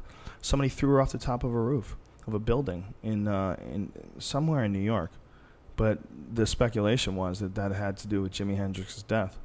You know, if you wanted to paint a beautiful conspiracy mystery, Yeah, that's how yeah. you would go with it, whether or not that's true or not. Well, my favorite conspiracy goes back to Michael Jordan. When they said that because he didn't pay a lot of his golf bets. Oh, yeah. Well, that was a big thing. That his father was killed over that. Oh, my God. Yeah, his father was killed in North Carolina. Oh, my God. They said that was connected to that. Who knows? Oh, so many God. conspiracy theories, but Holy shit, is that scary? he was a big gambler. I know that. Well, I know there was an article that was written in like Esquire or one of those. It was Esquire or maybe Vanity Fair. I don't remember what magazine it was, but it was an article that was written by a guy who was a golf hustler who Michael Jordan owed like $500,000. Oh yeah, he never paid up. I heard he goes to places and buys and has dinner and doesn't pay. Oh, wow. Just because he graced them with his presence. Wow. Really? Doesn't tip. They call Scottie Pippen no tippin' Pippen. Yeah, I heard that. That's so unfortunate. Yeah. It's amazing that a guy can get so successful and still be so selfish. You know? Maybe it's just he works so fucking hard that he just thinks everybody else is shit. he's such a hard-working, badass motherfucker that everybody else is like, bitch, you want money for serving me? Right. The irony of it is he has the worst team in the history of basketball this year. Oh, he owns a team now, he owns right? Bobcats, and they were the worst team ever. Wow. But he went from being arguably the greatest player to the worst general manager ever. I wonder if do you think he's not a good owner, or do you think he just doesn't have good... I think he's got that syndrome where, you remember the Al Capone thing where everybody would laugh when he laughed and stop when he stopped? I think he has that. A lot of yes people around him. So nobody says no. So he makes moves that he doesn't really know what he's doing, but there's nobody to confront him. Nobody has the balls to confront him. I think that's part of the problem. Yeah. That's the thing that people always look for. People always look for sycophants. You know, when you want to see a guy who's falling apart, you look towards the sycophants. Yeah, and if you want to insult guys, you call them sycophants. Right. You know, which is always hilarious. Like, guys can't be friends. No, if one guy is more successful than the other, well, then the rest are just sycophants. You know, in the moron's mind, that's the conversation that comes up. So that, you know, that's like demeaning to like all the other guys that hang out with a guy. You know. Yeah. Do you find people change towards you in some ways? Like, in what way? What do you mean? Well, deferring to you because they think they can get something or anything. Well, there's gonna always be people that are weird, man. That just they're trying to hustle. They're trying to sell something. They want to get close to you because they think it'll be advantageous to them. And there's people that they give it away, man. They give it away quick. I just find that people kind of hit on me for stuff that I really don't. I can't write them a strong act. Right. And Dom, you think you can sit down and write with me? You're right. It's just funny. But I mean, sometimes I think people want stuff that I'm not even powerful enough to give them. One thing would it be cool to do, and I have thought about doing this before. I think it would be really kind of a fun thing, to have guys like you and me and maybe Stanhope or someone else weird along those lines. Have like a series of guys. Have Joey Diaz do something, Ari Shaffir do something, and have it so comics. We'll have like a meeting at the Improv on like Saturday at like 5 p.m, and we'll just answer any questions. Oh yeah. Wouldn't that be great? Sure. Can you imagine if you were a guy who'd been doing comedy a year and you could talk to the you of today and just to ask you, what do you do? How do you get started? What do you write about? How do you write? Do you write it down? Do you write bullet points? What do you do? How do you practice it? Do you practice it in order? Do you practice alone at home or only on stage? You do the same order every time. Yeah. I had a guy ask me, and he was so disappointed that I just told him the reality. He said, "How do you get on like the Tonight Show and those kind of shows?" I said, "Well, the most important thing is it's very hard to write those sets because I'm like you, I'm more free form and I don't like to write tight sets. Right. You know what I mean? But it's hard." And I said, you really have to write them and construct them so that they're only 5 minutes. And he goes, "You got to write?" And I go, "Well, yeah. What do you think you do? Call up the president of show business and ask him for a favor? You got to write? What the fuck? I didn't expect that." Yeah, some people don't like writing. I write in my head. I've done that before, and I'm not nearly as prolific. I got to sit down. Prolific. Well, because you're working so much too. You were so busy with that. Well, it's not it seems like a lot of work, but everything that I do is fun, so it doesn't seem like work at all. But it's still time consuming. It's time consuming. Yeah. Yeah. I mean, but it's very hard to crack the starting lineup, don't you think? Like, you just got to do it. Like, the harder it is for me, it's the better you get and the more strong shit you have, the harder it is to break the starting lineup because you're thinking, oh, fuck, I don't want to put that in. It's not strong enough. Well, once you get it down, like you get like an opening bit or a whole chunk down like fucking hardened Japanese samurai sword, just fold it over and tang, tang. Just polish that bitch down till it's lethal, till it's perfect. You know, you don't want to let it go. But unfortunately, you have to. There's no other way. Yeah. We're doing a show here at the Ice House Wednesday night. Do you do anything Wednesday? I have one spot at the store. What's up? 10 o'clock show. We're doing a show here. I'll come out. Will you do a set? Sure. What time is your spot at the store? 10 o'clock. Will I make it? Yeah, you could do it just late. If you just do your set there, and then if the store's not too late, the store's sometimes running late. No, I can get on. I can. Well, we sometimes don't even start at 10 o'clock. We'll start like 10:10. Yeah. We're crazy. So what's it going to go to? It'll go till at least midnight, right? Yeah. Well, if you come, you know, and I'm already on stage, I'll bring you on stage. All right. And we can fuck around. Okay. Or you just do your act. I mean, I'll introduce you at any time. Anytime you get here, we'll throw you up. That'll be awesome. What is it, a benefit? No, we're fucking around. Oh, We're just yeah. having Ice House. We're going to have a podcast at 9, show at 10, and that's May 23rd if you're listening to this later. So if you're listening to this later and you want to come down the Ice House and stalk us. Can I plug a couple dates? Please do. I got Atlanta, June 15th and 16th, I think it is. Where you Punchline. Oh, great club. And a big gig for me because it goes to Philly is June 30th. I'm at the Tropicana in the big room upstairs. Tropicana, Atlantic City? Yeah, which I love. Do you love Atlantic City? Well, for me, it's so, all the fucking we got all the fucking Italians coming from Hamilton, the mayor and everybody. Well, you're one of those guys that you never stuck with the same act. You know, you're not one of those guys where you go see him like 3 years later and you'll see the same shit verbatim. It's always writing. You're always. I fucking try. You love it. You love it. You're a real comic, man. You're a real craftsman. You know, you could not have picked a better occupation. It's not like Dom Irrera should have been a plumber, should have been an electrician, should have been a doctor, whatever the fuck it was. Like, that's the one thing good about my lack of talent in many things. It's easier for me to focus. Well, you've always loved comedy, man. Yeah. I mean, since the moment I met you, like we've had like so many conversations about comedy, and I've got to see you always working on shit and tightening shit. Like there's some guys, and we all know them. They just kind of there comes a point in time where they just start phoning it in. But you never hit that. You know, you never hit that. You're always you even say that too. You're always saying like I'm trying to get better. Like that's in your head all the time. Absolutely. If you're not getting better, you're getting worse. Yeah. You don't stay at the one spot. And what the fuck are you doing if you're not getting better? You know, what the fuck are you doing? Why are you wasting your time? That's why I do so many sets. Yeah. You know, I mean, it's fun, too. It's a fun thing to do. And make people laugh is a fun time. You know, we're the luckiest human beings. New rules. It's one of my favorite. I wish you could reenact that bit. I loved that bit. That was a labor of love. That bit. That was a bit that I. Who was it? What's her name? Anna Nicole Smith. Anna Nicole Smith. Yeah. Yeah. That was a bit that I was actually forbidden from saying at the Comedy Store. Really? Yeah. Mitzi came up to me once. That's weird. That's not funny. Leave her alone. Joe, your fucking neck got longer. Yeah. When you went new rules. The joke was about.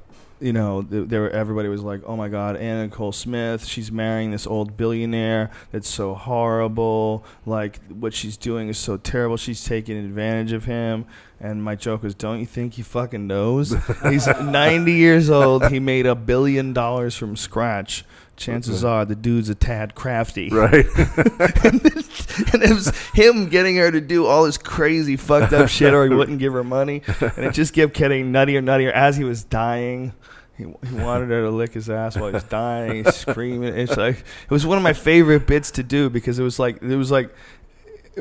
felt justified. You know? It felt like you could get away with it. You know? I didn't know you were told not to do that. Oh yeah. So then, how did new rules come in when you do something perverted? Oh yeah. You can't do this in the hospital. Yeah, she says. He goes, "Lick my balls." And she says, "Sugar, I would love to stay here and be with you, but the visiting hours between 9 and 11." He goes, "No, I just bought the hospital. New rules.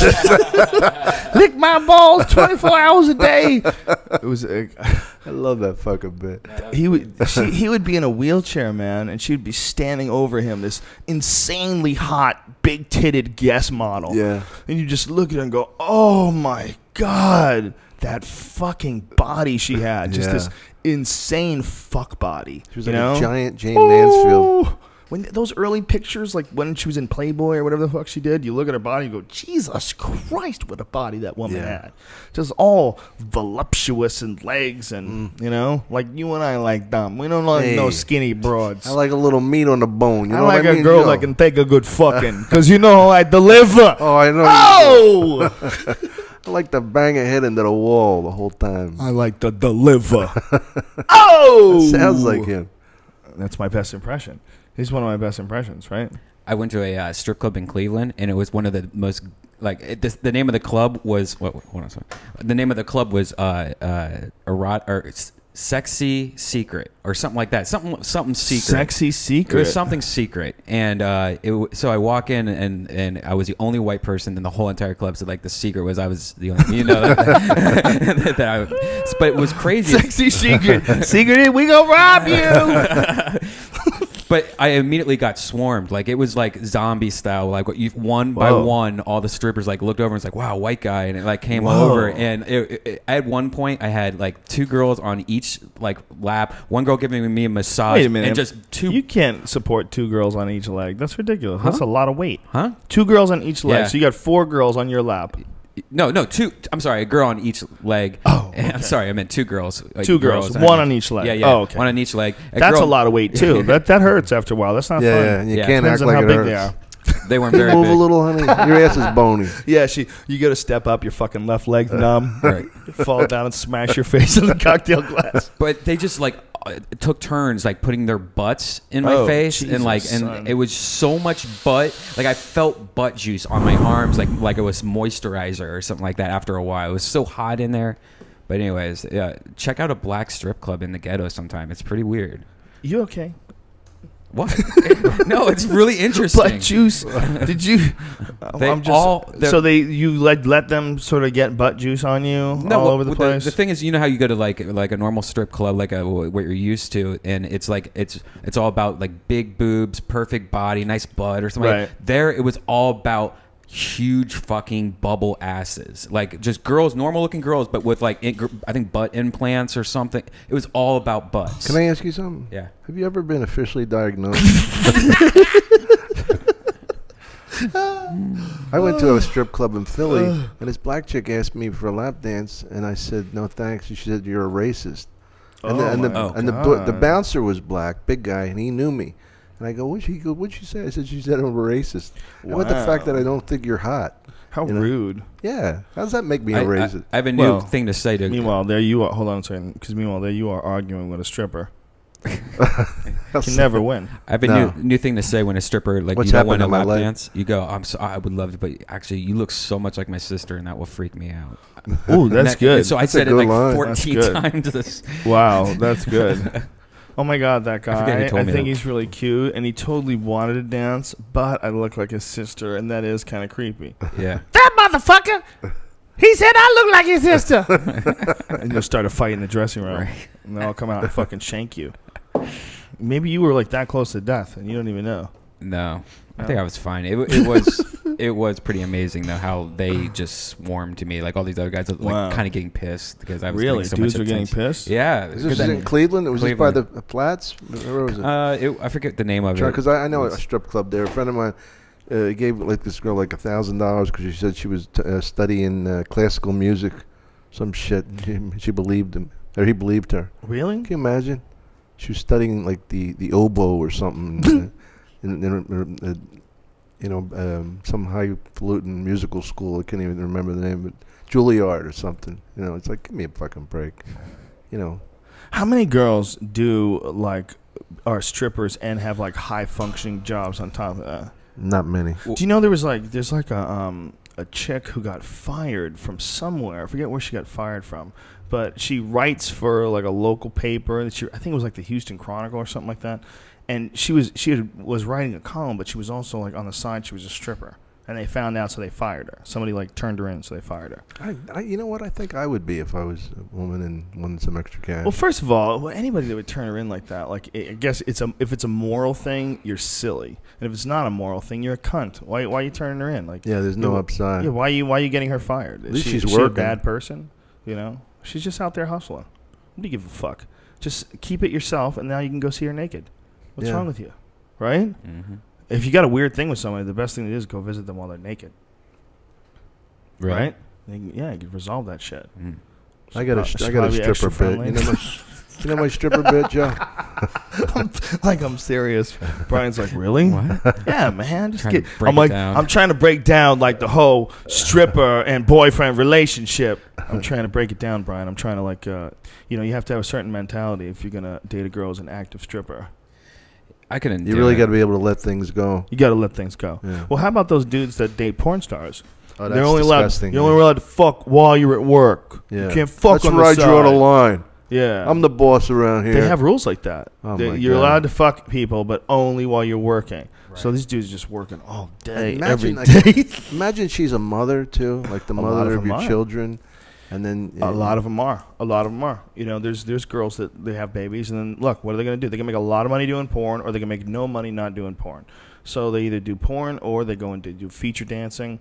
It's a fucking grind out there, man, for everybody. And if you're a chick that's banked on your looks, there's guys that they think they're gonna be professional pitchers and their fucking elbow blows out. Yeah. Everybody makes a risky gamble in this life. We're all one pitch away. Yeah, we are. Yeah, if you look at it that way, Don Irrera. Joe Rogan. I try to be as fair as possible, don't you? Yeah, absolutely. That's what my life's about. Fairness, the balance of justice. Yeah, a balance of justice. That's a good way of putting it. I got offered to go in a coal mine. It was 1.5 miles deep. What? And I declined it, but he was telling me how you travel on this thing. I forget where you lay back, and you have you're laying on your back, and you just go down this hole slowly, 1 mile down or something. And he's like, dude, if you want to go, we can totally do this whenever you want to, And, whoa. And I was like, fuck no. I would rather not do. I'd rather try to commit suicide than do that. That sounds scary as fuck. Yeah. Dude. Yeah. Why are people into doing things that are really terrifying? I don't know. I don't think they have a choice. Yeah, coal miners are. Can you imagine being a coal miner? No way. That's a There was a different show species, that they right? had on Spike that I only could watch one episode because it freaked me out so bad. It was called. I think it was called Coal.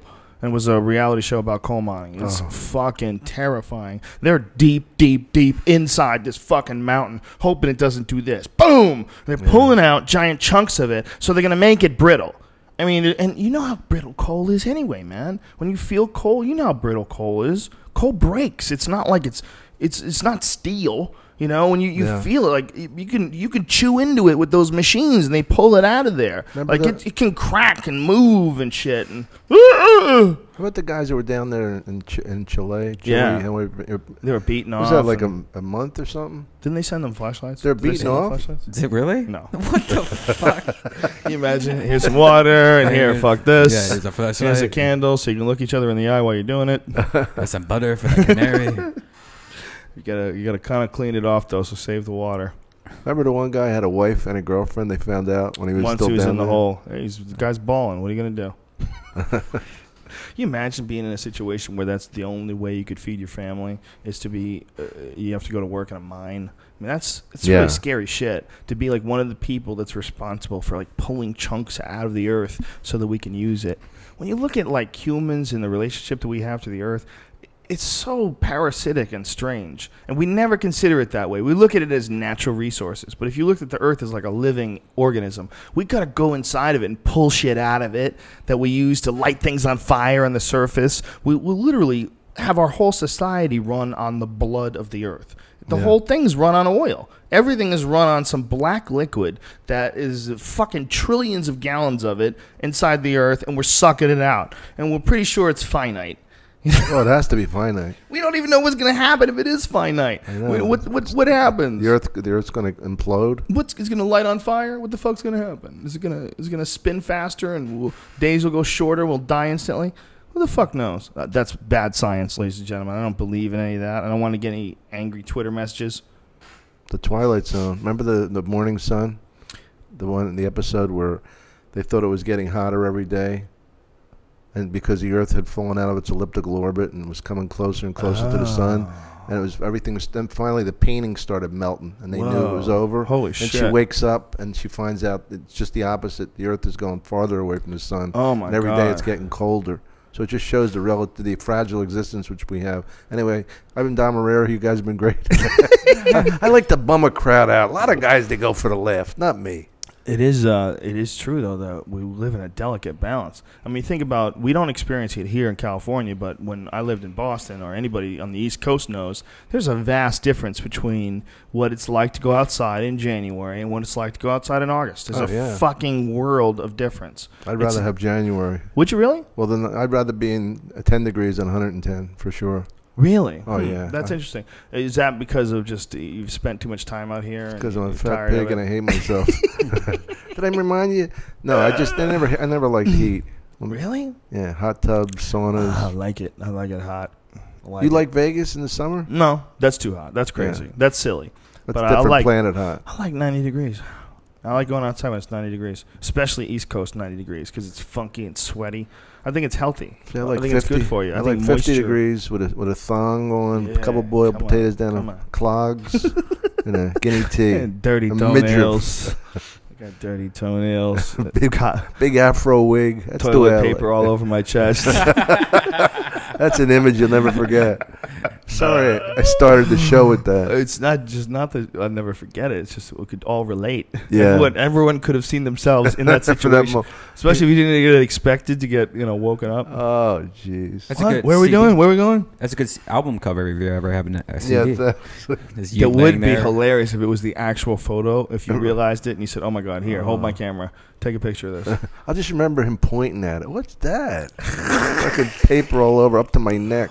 That is hilarious. For loads.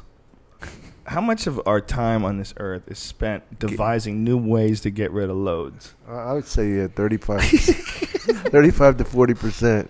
I mean, think about some of the relationships that you had were really just exchanges from a load extracting contractor. Yep. It's like there's relationships that guys have, especially like young men early on in life, when you're essentially, you're like a vampire that must feed, and you only have so long where you can go before you start going crazy. You start dating somebody, like, I'm pretty close to feeding. Here we go. And then once you get close enough so you can actually have sex, by the time you do that, most of us have already compromised our position considerably, right. And the relationship that we've agreed to and relented to is completely not what we're looking for. We just had to get some sex in. It's impossible to avoid. So we tried to pretend to be the guy that you wanted us to be, because that's the way you get laid. It becomes a junkie situation. It becomes a situation where you're making irrational decisions. You're hoping that it works out, and the person you wind up fucking is someone you actually like. And you just compatible personalities get together, and you raise a family or whatever. You're hoping that you get to that situation. But most of the time, you don't. Most of the time, you're completely incompatible. No, you're telling me. Date someone, and they're all sorts of problems and complaining and whining and bullshit and...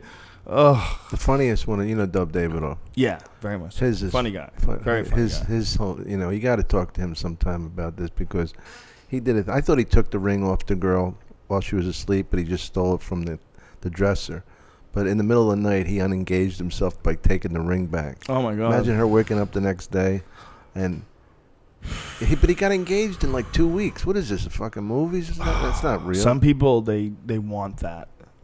It's a fun thing to think of. It's a love junkie. It's like loving that feeling, that instant magic. Well, everybody wants that. Everybody wants to knock one out of the park. They want, you meet someone and, she's nice and she's friendly and she's interesting and, oh my God, I just know it's the one, Dom. I only know her for 4 hours, but I'm telling you, I'm marrying this girl tomorrow morning. I already asked her to marry. We fucked 5 times already. We've known each other for 4 hours. Like, there's people that throw themselves with abandon. It's because they want someone to believe in them. They want someone to love them the same way they want to love someone. They have this massive need to both love and be loved. They're in a love deficit. So when love comes along, they fucking throw a shit fit. They go crazy. They abandon their friends. They stop answering their cell phone. They'll throw their phone in the toilet. I don't care. I'm just by your side. As long as I'm with you, I don't want anything else. We are complete. You make me complete. You make me complete, Tom Irrera.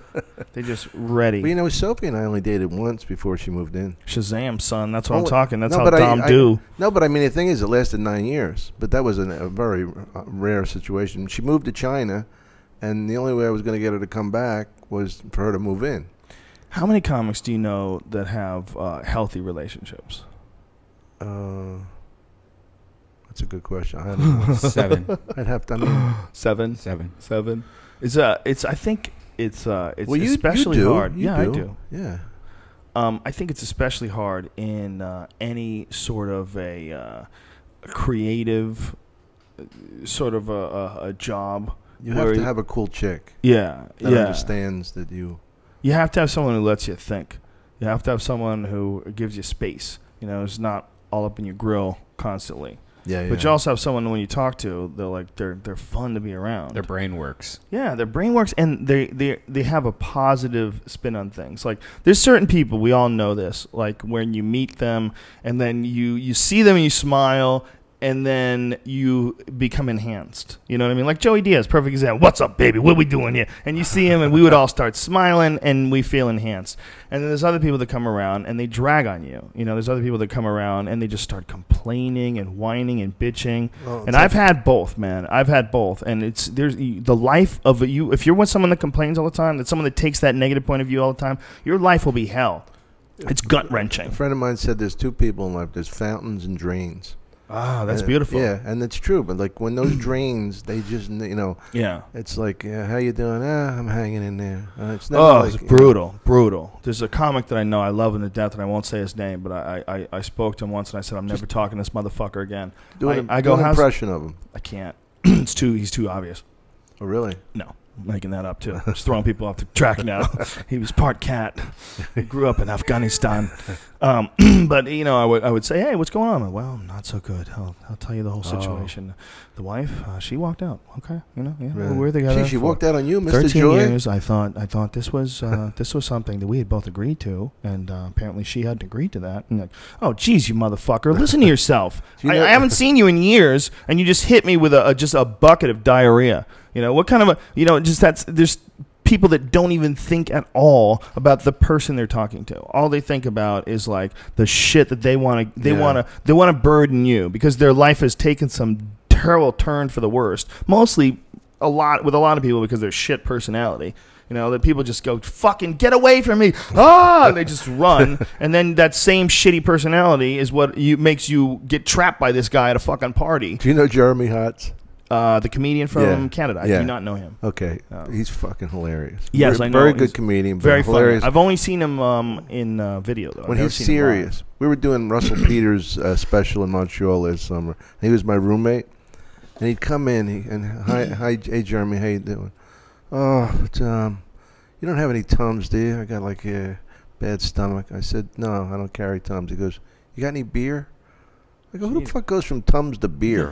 You know what I mean? But I mean, he was always like and he's so fucking good on stage, but he was such a, I mean, I still enjoy him, but he is such a bummer, you know. He's a bummer? Well, in that sense, you know, like he's talking about his sinuses one night at the Laugh Factory. There's a bunch of comedians. I said, Jerry, let me tell you something. No group of comedians is going to be concerned about your sinuses, no matter what, unless you have your sinuses removed.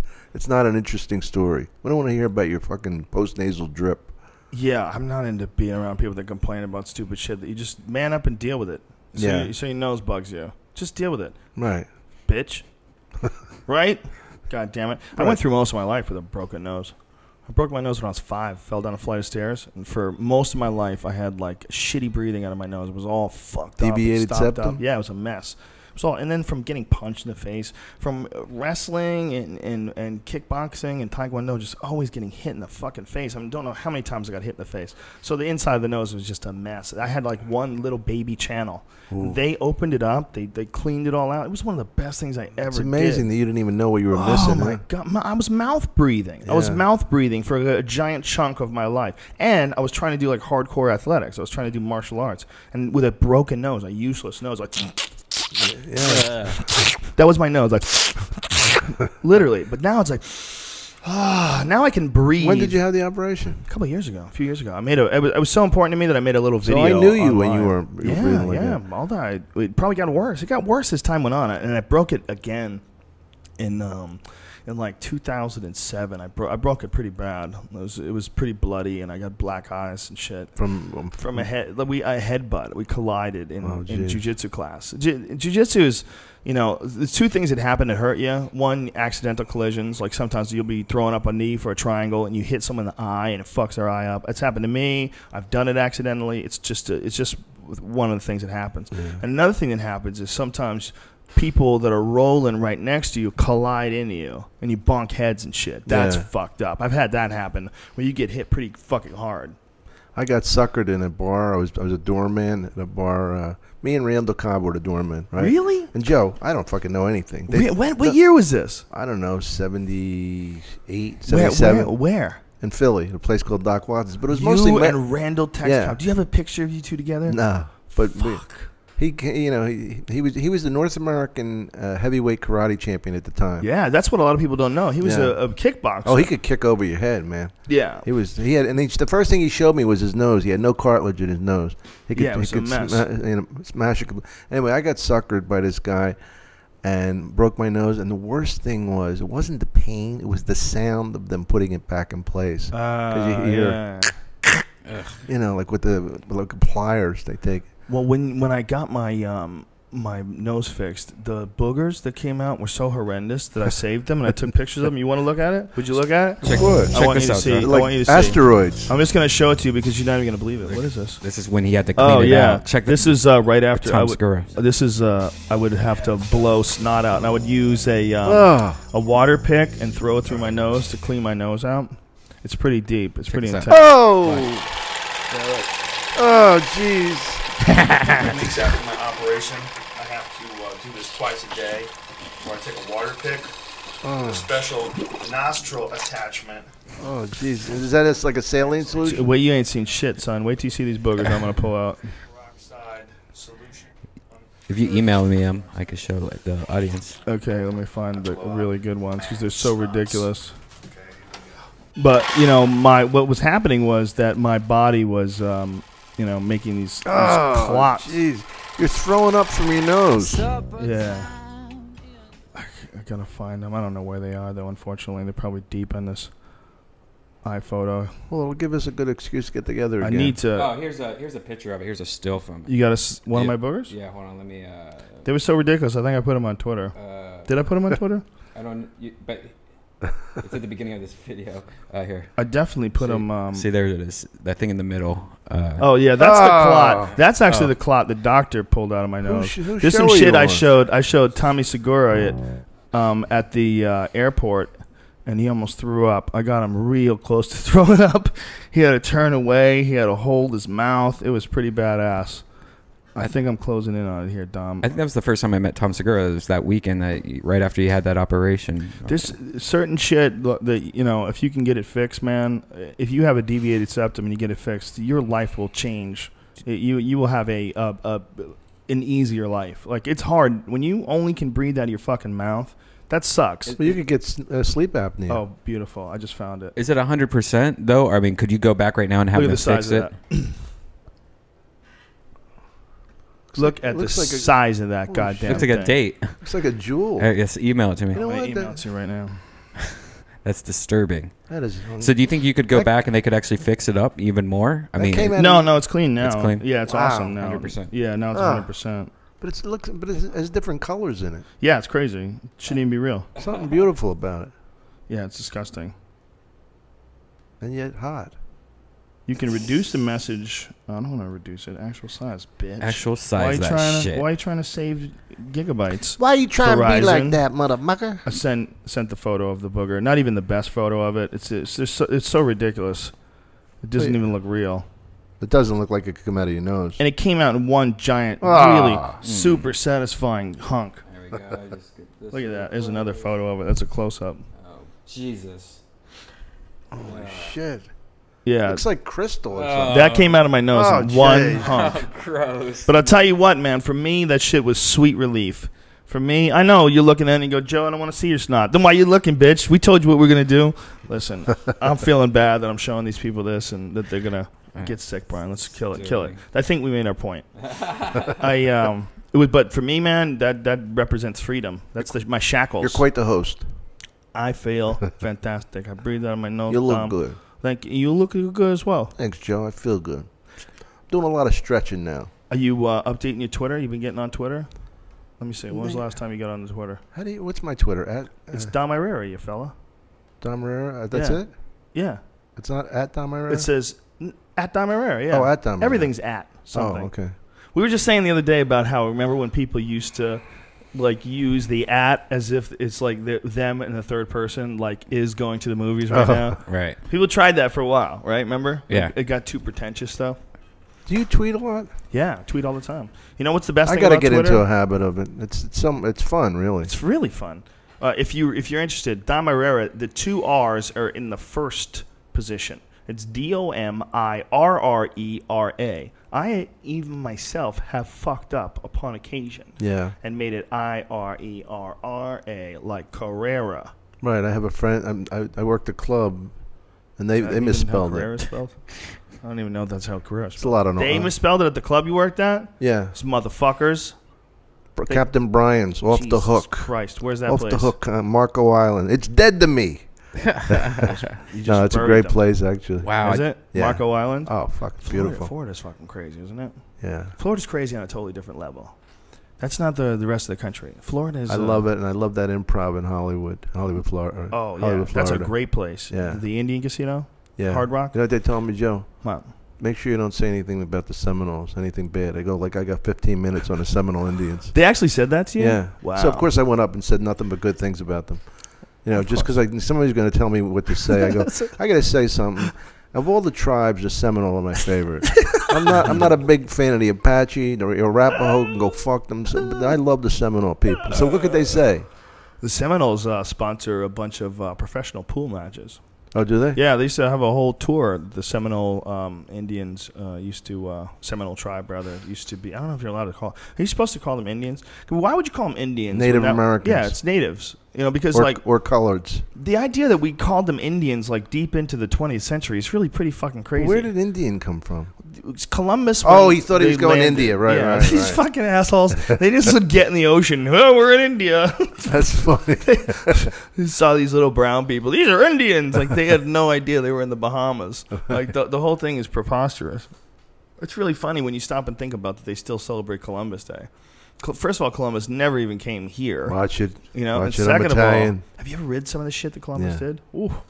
Leif Erikson, right? Was it Leif Erikson? No, he was the Viking. No, but he was the first one here. Wasn't he here? Well, no, not even. Eric the Red? No, they've actually found, the really crazy thing is the oldest body that they found in North America was Chinese.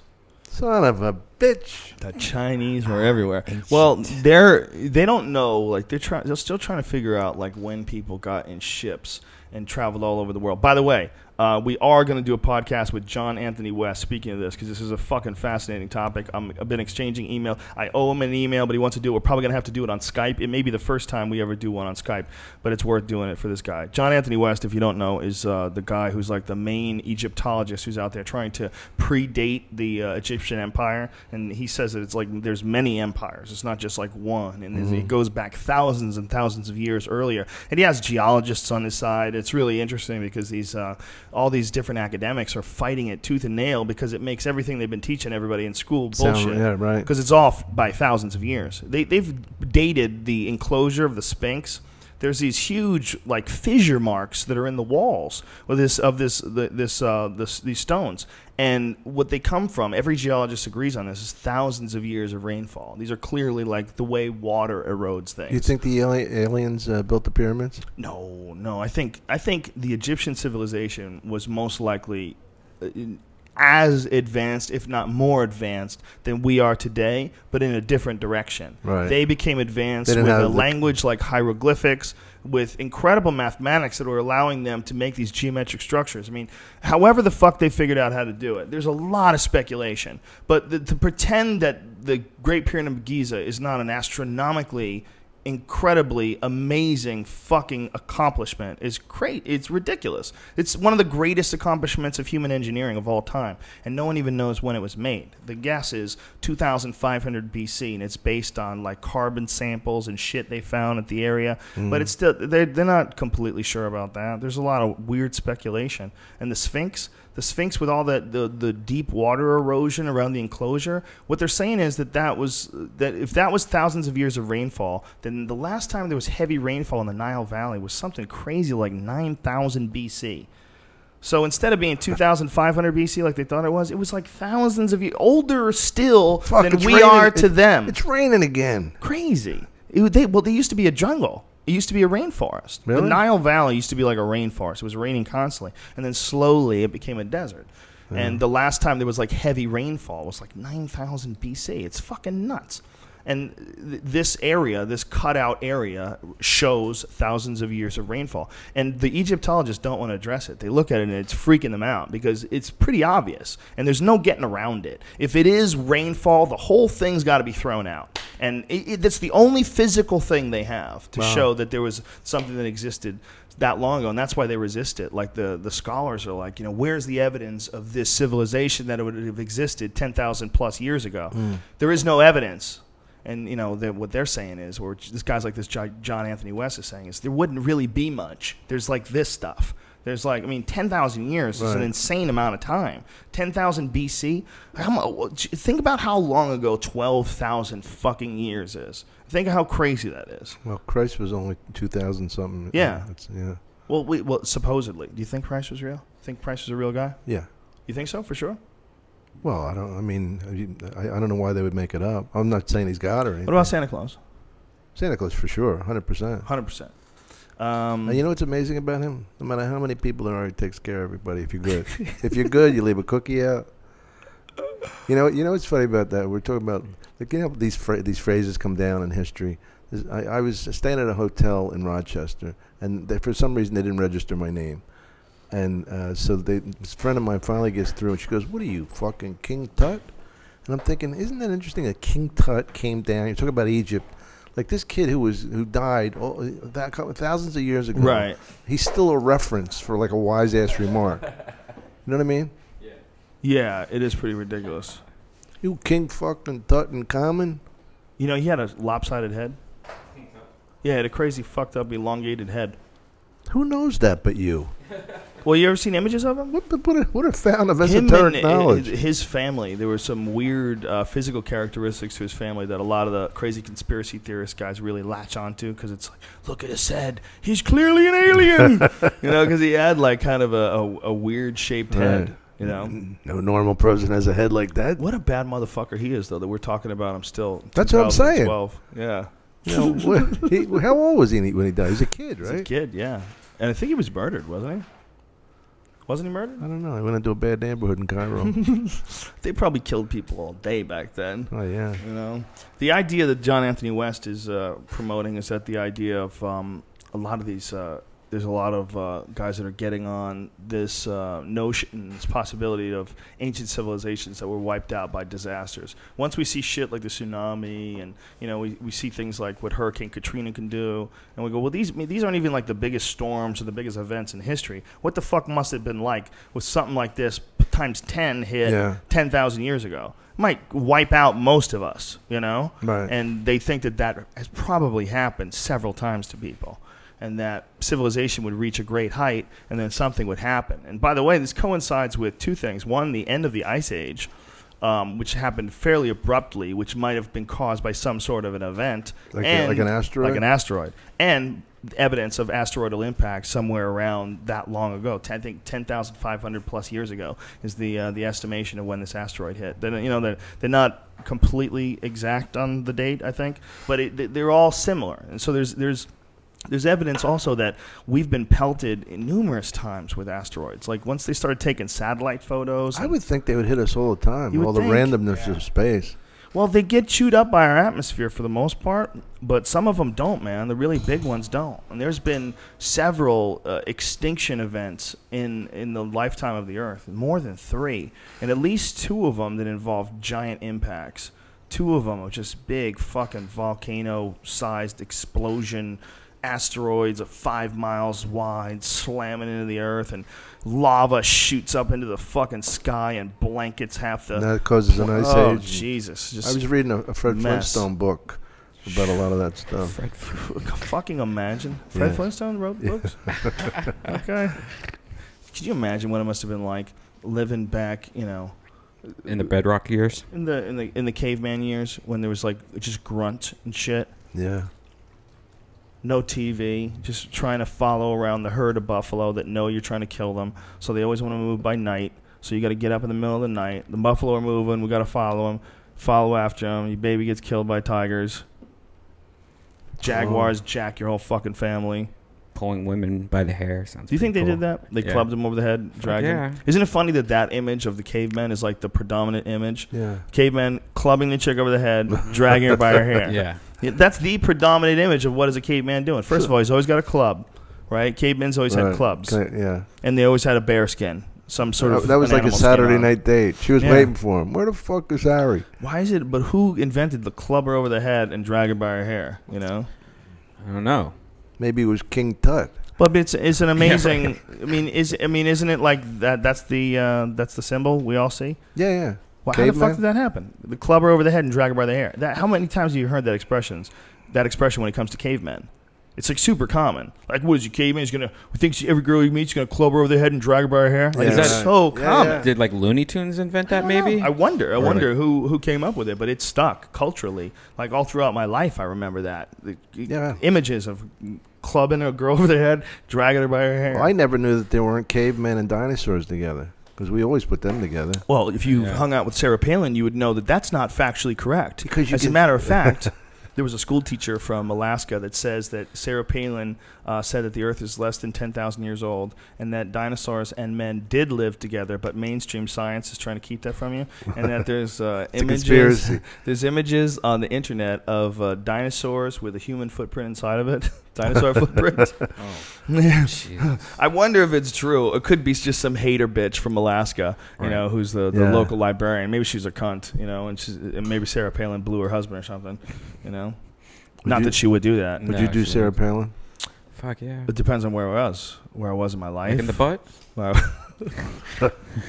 Where I was. You see, he lays back. Maybe it takes him 2 hours. The but kid every gets once in a while, warmed up. He gets crazy. He lets loose. Shenanigans ensue. I'm doing Adam Carolla's podcast later if you can't get enough of me.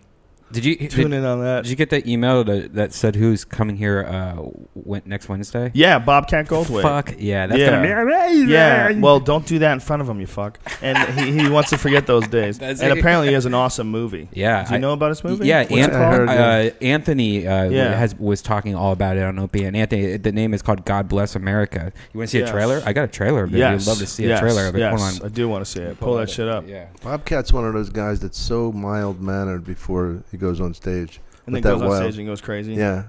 I never knew him as a comic. The first time I ever met him, he was directing the Chappelle Show. And I was with Dave. We were in New York City, and Dave was just walking down the street with a fake mustache on. And he was giving out awards for the best New York boobs. Oh, really? Yeah, it was ridiculous. And this was in the show? Yeah, that was the first time I ever met Bobcat. I ran into him on the street. I'm like, what are you doing, Dave? He goes, hey, Joe Rogan, you want to help me out? I go, I only got like a half an hour. I go, oh, that's cool. So for a half an hour, I carried his box of New York boob ribbons, and he would go in, you got some great New York boobs. And he would give people like ribbons, shit. And Bobcat was like directing the whole thing. Right. So that's the first time I met him. Very nice guy, though. Yeah. But I always liked him as a comic. Here's the trailer, which is a Red Band trailer. BAND. The most hilarious ringtone ever. Just text PIG. God hates fags. God hates fags. We have a press that just gives them a free pass. The boys were caught after setting the homeless man on fire. Did you mother poop in my food? What? You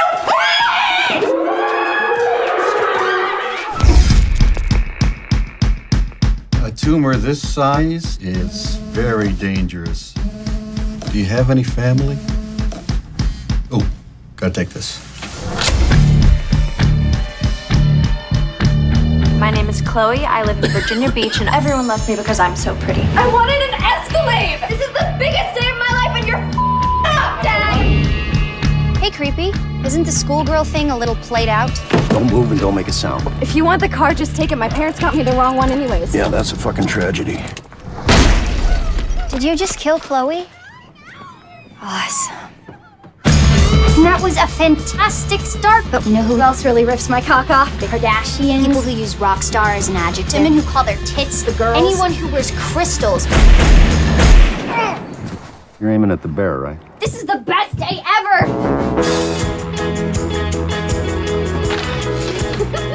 Frank, don't. Let me. I'm recording this. Thanks for turning off your cell phone. You're welcome. Why have a civilization if we're no longer interested in being civilized? That's awesome. Hey, buddy, what's wrong? A lot. A lot of crazy people out there. I only want to kill people who deserve to die. We gonna do this or what? I know it's not normal to want to kill, but I am no longer normal.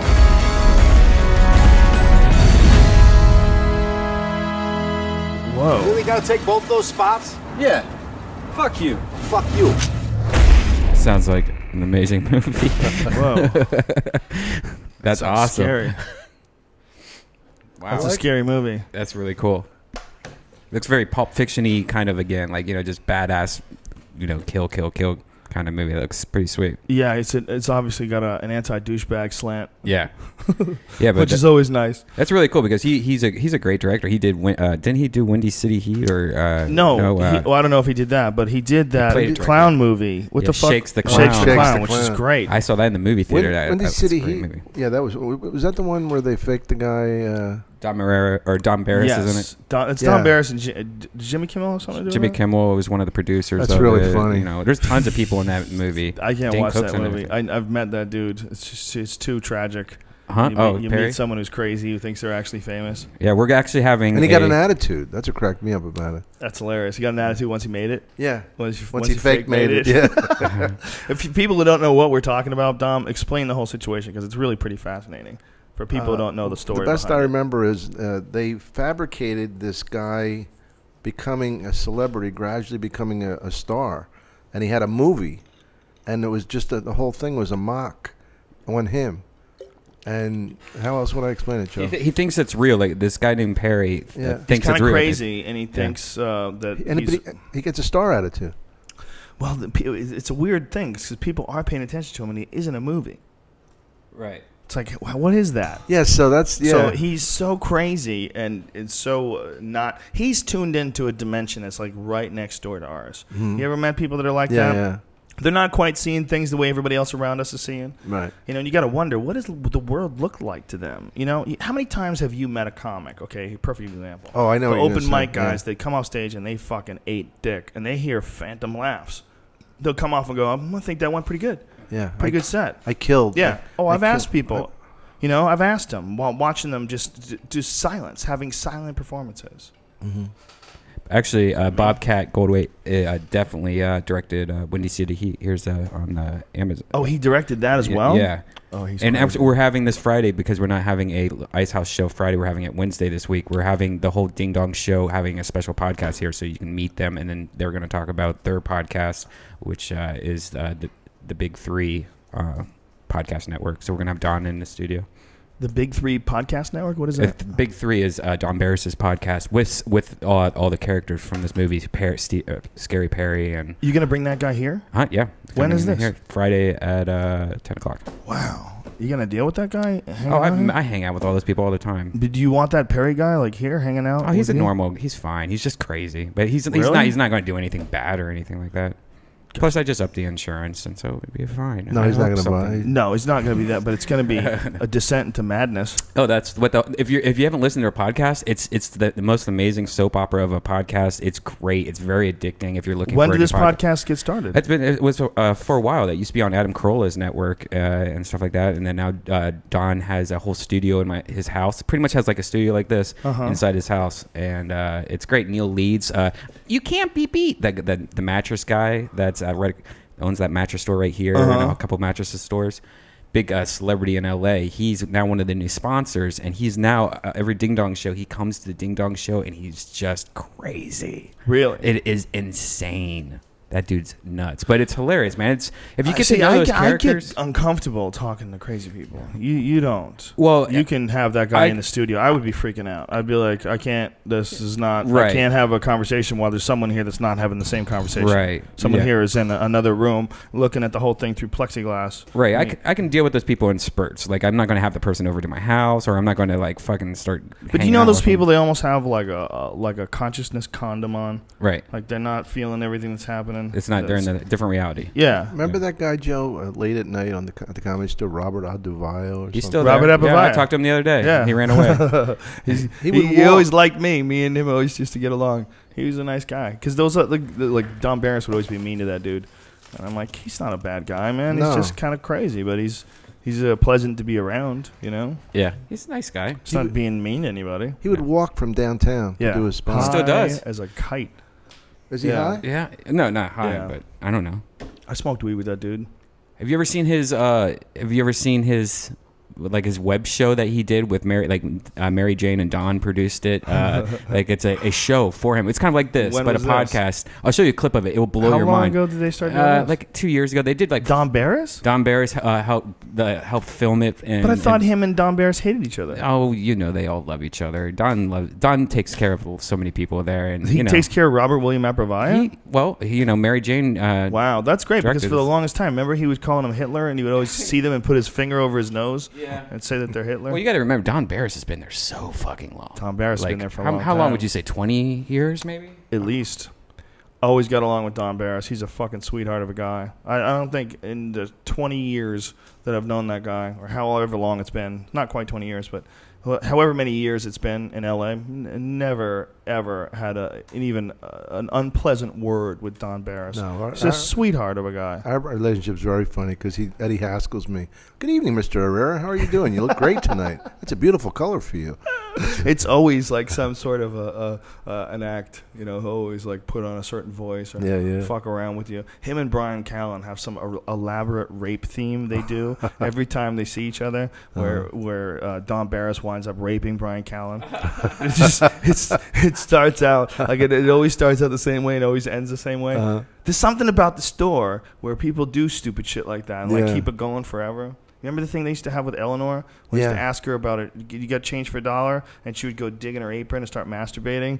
And we would do this. This is stupid fucking thing. We would do literally once a week for years. You and her used to get rough together, though. She's crazy. That girl's strong too. Remember when she was a pro wrestler? Yeah. We used to go see her. Easy Rider. Easy Rider, right? We went to see her. She was one of the waitresses, and now she's a very funny comic. Eleanor Kerrigan is her name. She's hilarious, and we're so happy she's finally doing stand-up because she was always like one of the funniest people that would hang around at the store, and she wasn't even a comic. She was a waitress. Well, we had a thing called the punch to the twat, where I would go to her, Ellie, I think you need it. She goes, I think so too. And I go, and I would hit her, and I would hit her, and she would act like it hurt, and she'd stagger around. And then she acted like she came. She'd be like, oh, yeah, that's right. Oh, what a relief. Nothing like a good punch to the twat. She's really committed to it. She would start off in like deep pain, and then she would start coming. Ooh, and then she would start coming like after the initial impact of the punch, in a way that like only someone who really probably enjoys a good twat punch could deliver it. She embodied that. She did. The idea of it. But she was, we would have we have this thing that was running at the Comedy Store for fucking years. Where I'd go, do you have any change? Hold on a second. And she would just start masturbating. She'd like reach into her apron. She'd be like, and she would like completely commit, eyes closed, legs pinched together, toes pigeon feet, and you'd be like, I only need like a quarter. If you just have one quarter, I'll give you $1. No, hold on, I'm gonna get it. Oh. And it was so over the top, and every time she would do it, she would try to top it because we're doing the same goddamn gag over and over again for years. So she would try to double it over. But I remember the cunt punch. I remember when you would cunt punch her. And I think you stomped on the ground too, pro wrestling style, to make it seem like it was real. Right. Check this out, Joe. The Robert Albert Show. Robert William Aprovaya. Show, starring Robert William Aprovaya. This is Robert William Aprovaya, inviting you may join me for stand-up comedy by the official comedian for the 1996 elections and a speech on the following subject: the United States of America should re-legalize hemp. And now, ladies and gentlemen, here's Robert. That was Robert, by the way. Yeah, that's him. And there he goes. Good evening, ladies and gentlemen. Glad to be here.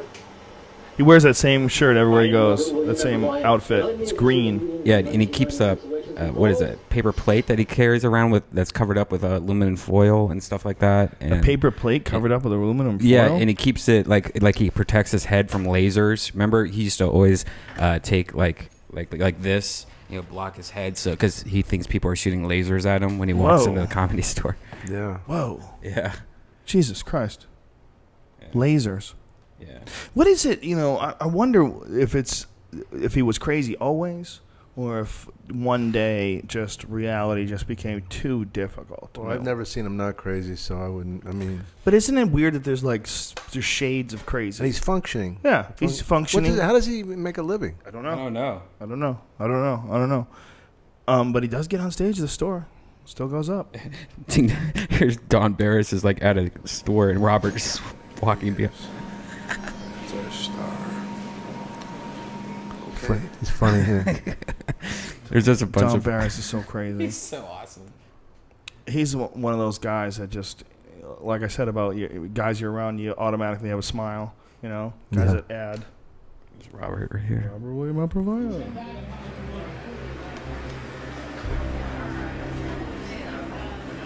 And wasn't he one of the original guys that was supposed to take over for Letterman? And that's what he used to always talk about. What? Like he was. There's that thing. There's the aluminum store. Yeah.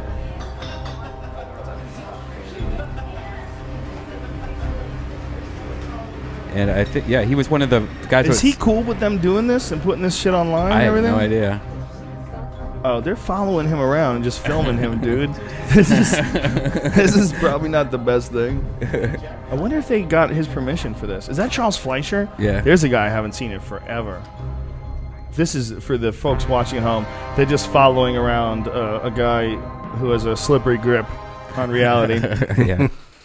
But a nice enough guy. Yeah, he's really. I always try to talk to him, but it's impossible now to talk to him. Like I even tried to give him a joint the other day, and he just ran away. Isn't it interesting how the store just sort of like attracts those types of characters? Yeah. It's so many.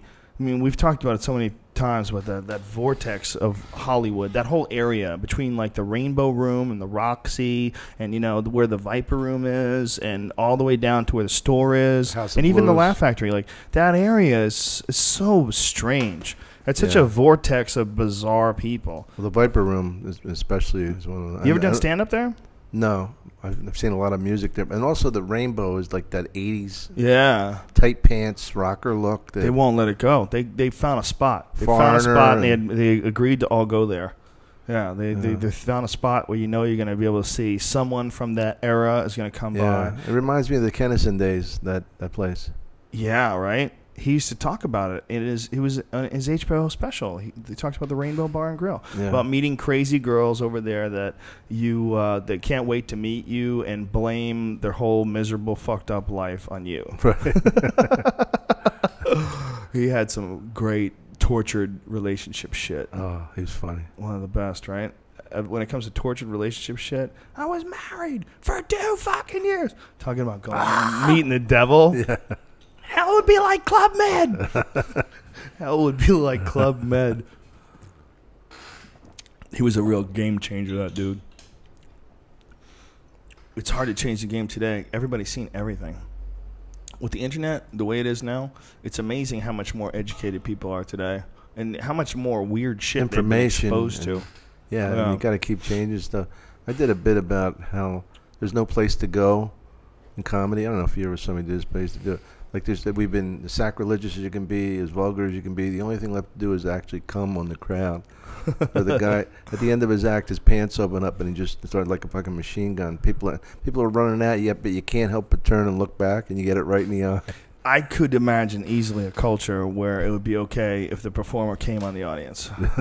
There's way worse shit out there. Yeah. There's way crazier shit out there that people are doing. I mean, even circumcision is pretty fucking nuts. Cutting baby dicks. You've been cutting baby dicks for thousands of years. Hey, it's a living. It's a living, all right, Joe? It's a living. It's a living. Remember that show? No. some sitcom with some chick that was on. I think she was on Celebrity Rehab, one of the first ones. I remember. Here's George Jetson. Dun, dun, dun, dun. His dog Elroy. Yeah, what year was the Jetsons supposed to be in? Future, like 1980. Isn't it funny that like when you go and look at shit like that they thought was gonna be like It's Blade a Runner? disappointment. Do you know when Blade Runner was supposed to be taking place in? No. 2019. Oh, really? Yeah. What is this? It's a Living. I don't remember this at all. Wow, look at all these fake acting women. Well, that's a song. Susan Sullivan. Ooh, she's milfy. Wow. Where are all these women now? Oh, don't even bring it up. Oh, I bet she's hot. I bet she's still hot. Yeah. She's got a lot of milfy shit going on. That's milfy. Ooh. I hope she works out because she's pretty. Somebody put a Photoshop together with what all these girls look like now. And Jillian, I know her. Do you? I did. I did a roast with Mike Ditka. She was on. Is that guy a comic? I don't know. It's weird sitcoms from the 70s and The 80s. Wacky Chef. He's dead. Oh my god. I've never seen the show before. Wow. No, me neither. Isn't it crazy just going With back Thomas. in time? What year was that, Brian? That's Danny Thomas's son. Yeah? What year was that It's a Living was on the air? Joe, I never saw that show. I don't know why I remembered it. Not only that, you remember the theme. It's like 1980s is all I see. 1980s. Yeah. Wow. Early 80s. I remember that show. I think I was in high school. It was on the air. Weird. It's amazing how much culture has evolved from that to what's Larry David's show? Curb Your Enthusiasm. Curb Your Enthusiasm. Yeah. Think of that. Think of the difference between that show, how complex and hilarious, and how brilliant and multi-layered and faceted it is, where it just gets twisted up into things. Yeah, yeah. You know, where I mean, remember when he had a water bottle in his pants and the girl came in the bathroom? I mean, he's just he's unbelievable. Unbelievable. Well, they used to say that, like a friend of mine worked for both the Everybody Loves Raymond and Seinfeld, and he said to me, Raymond was so simple because it was an A plot. The whole show was an A plot, sometimes a B. Seinfeld was A, B, C, D. Yeah. And they throw everything. Oh, yeah. The guy would hit the golf ball, it goes in the whale's blowhole, and Jason Alexander lies about being a marine biologist. He's a marine biologist. Everything, the way everything fit together in 22 minutes. Yeah. Clean. And they had to work clean. Yeah. It was a brilliant show. Yeah. And, if you look at, like, those old Father Knows Best, and it's almost like a different species of thing. Yeah. Like, people were so stupid. Like, how could you have this show on the air? Like, you realize how naive culture was just in the 1950s. Oh, yeah. The only one that holds up to me and makes me laugh still is Andy of Mayberry. Well, just listen to what you said about the Twilight Zone. That holds up. That story holds up. Yeah. They wake up and they realize they were actually getting further away from the sun. Yeah. Jesus Christ. That's a creepy fucking show. The Twilight Zone was amazing. Remember To Serve Man? Yes. The aliens came. It was a cookbook. It was a cookbook. It's a cookbook. Well, if you think about the way we treat dolphins and the way we treat killer whales, I would think that if aliens came here, they might either fuck us or eat us. Yeah. It's very possible, right? If they're way smarter than us. If they look at us, we're so stupid, we're still using nuclear power, and assholes are polluting everything, you give a fuck, and they'd eat us. That's why I have a poor diet. I don't want to be delicious to those. Well, you really think about it, your diet probably makes you delicious. Because, you're right. It's all fat. Yeah, like a Wagyu steak. Like when they get that Kobe beef. Yeah, I mean, they feed it liquor and they massage it. Yeah. It's perfect. It's just like me. That's a day in the life on the road. Get a nice deep tissue before the show. Loosen up. Hey. You mind if I drink while you rub my back? Yeah. Do you ever get deep tissue massage? No, I don't. I'm not a big massage guy. Really? Not even at the rub and tug kind of massages? I used to, but do you have any fetishes? Those are hard to find, right? Fetishes, yeah. Like, do you dress up in diapers or do anything weird like that? No. Have you ever done any diapers, Brian? I think the funniest fetish I ever heard, I don't know if it's true, was Elton John. He liked to run across the room naked, and guys would throw oranges at him, at his ass. That was his thing? Yeah. Supposedly. Supposedly. But that's like Rod Stewart supposedly had to get his stomach pumped because there was like a quart and a half of Oh, cum. he blew his soccer team. Hey guys, in lieu of pay, I'd like to blow all of you. The best rumor of all time, though, the king of the rumors, is the Richard Gere gerbil up the ass rumor. That rumor that's the Mike Tyson of 1985. How do you deny of rumors? I never had a gerbil up my ass. I think Scientology might have done it to him. I think he had been involved. You think they really put a gerbil in his ass? No, they probably spread the rumor. Oh. How the fuck did that rumor get? You know, Eddie Bravo grew up here in L.A. I grew up in Boston, and we both heard that rumor. But who's it made it through the whole country. Joe, who's the first guy that thought, I'm going to put an animal in my ass? I think people are nuts. They put all kinds of things in their ass. But I mean, an animal, a live animal? How fucking take terrifying. There's always someone looking to take it to the next level. Nipping? They found a guy who was drunk driving. He had a zebra in his car, a zebra and a giraffe or some shit like that. I just tweeted it. Yeah. Yeah, you think you've seen everything. You think, well, I've pretty much, figured out like what people are capable of and what they're not capable of. No. Let me read this to you because it is the most ridiculous shit.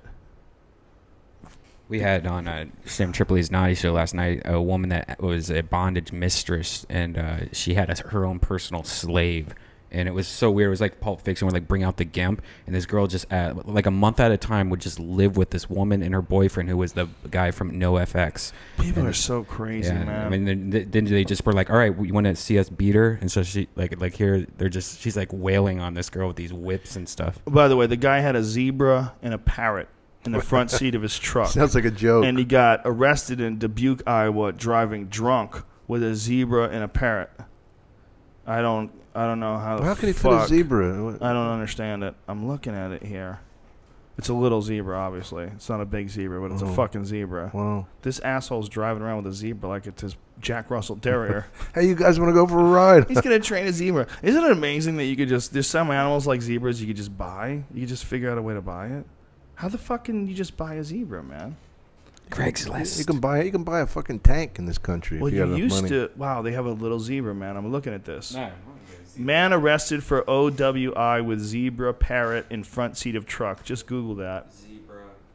And then there's a video, and he's got a parrot, or the lady has a parrot sitting on her shoulder, and there's a guy. He's just a fucking crazy old cracker, and he has a pet zebra. Oh wow! Look at this. Look what I just found while looking at this. What? Breeder of miniature donkeys, giant Grant zebras. What? And you could buy zebras? Let's see what's for sale right now. Oh my god! You look can at buy that. a zebra. I want a zebra. What the fuck? Fucking buy a zebra, dude. Dude, look at it. How about a Z donkey? It's only $3,000. What's a Z donkey? Look at that. Look at that thing. Scroll up. That's half zebra, half donkey, son. A Z donk. It is. Oh my god! I was joking around. That's what it's called. A Z donk. A Jasmine, a Z donk. When I said Z donkey, I was joking. Dude, you need to get a donkey. There's a half donkey, half zebra. That's insane. Look, giant zebra, $5,000. You have your own zebra for $5,000. The fuck would I do with a zebra, man? Get one, dude. Look at the Z donkey. I want to watch the video. What's that, an alpaca? Fucking that donkey. I wonder if the zebra fucked the donkey or the donkey fucked the zebra.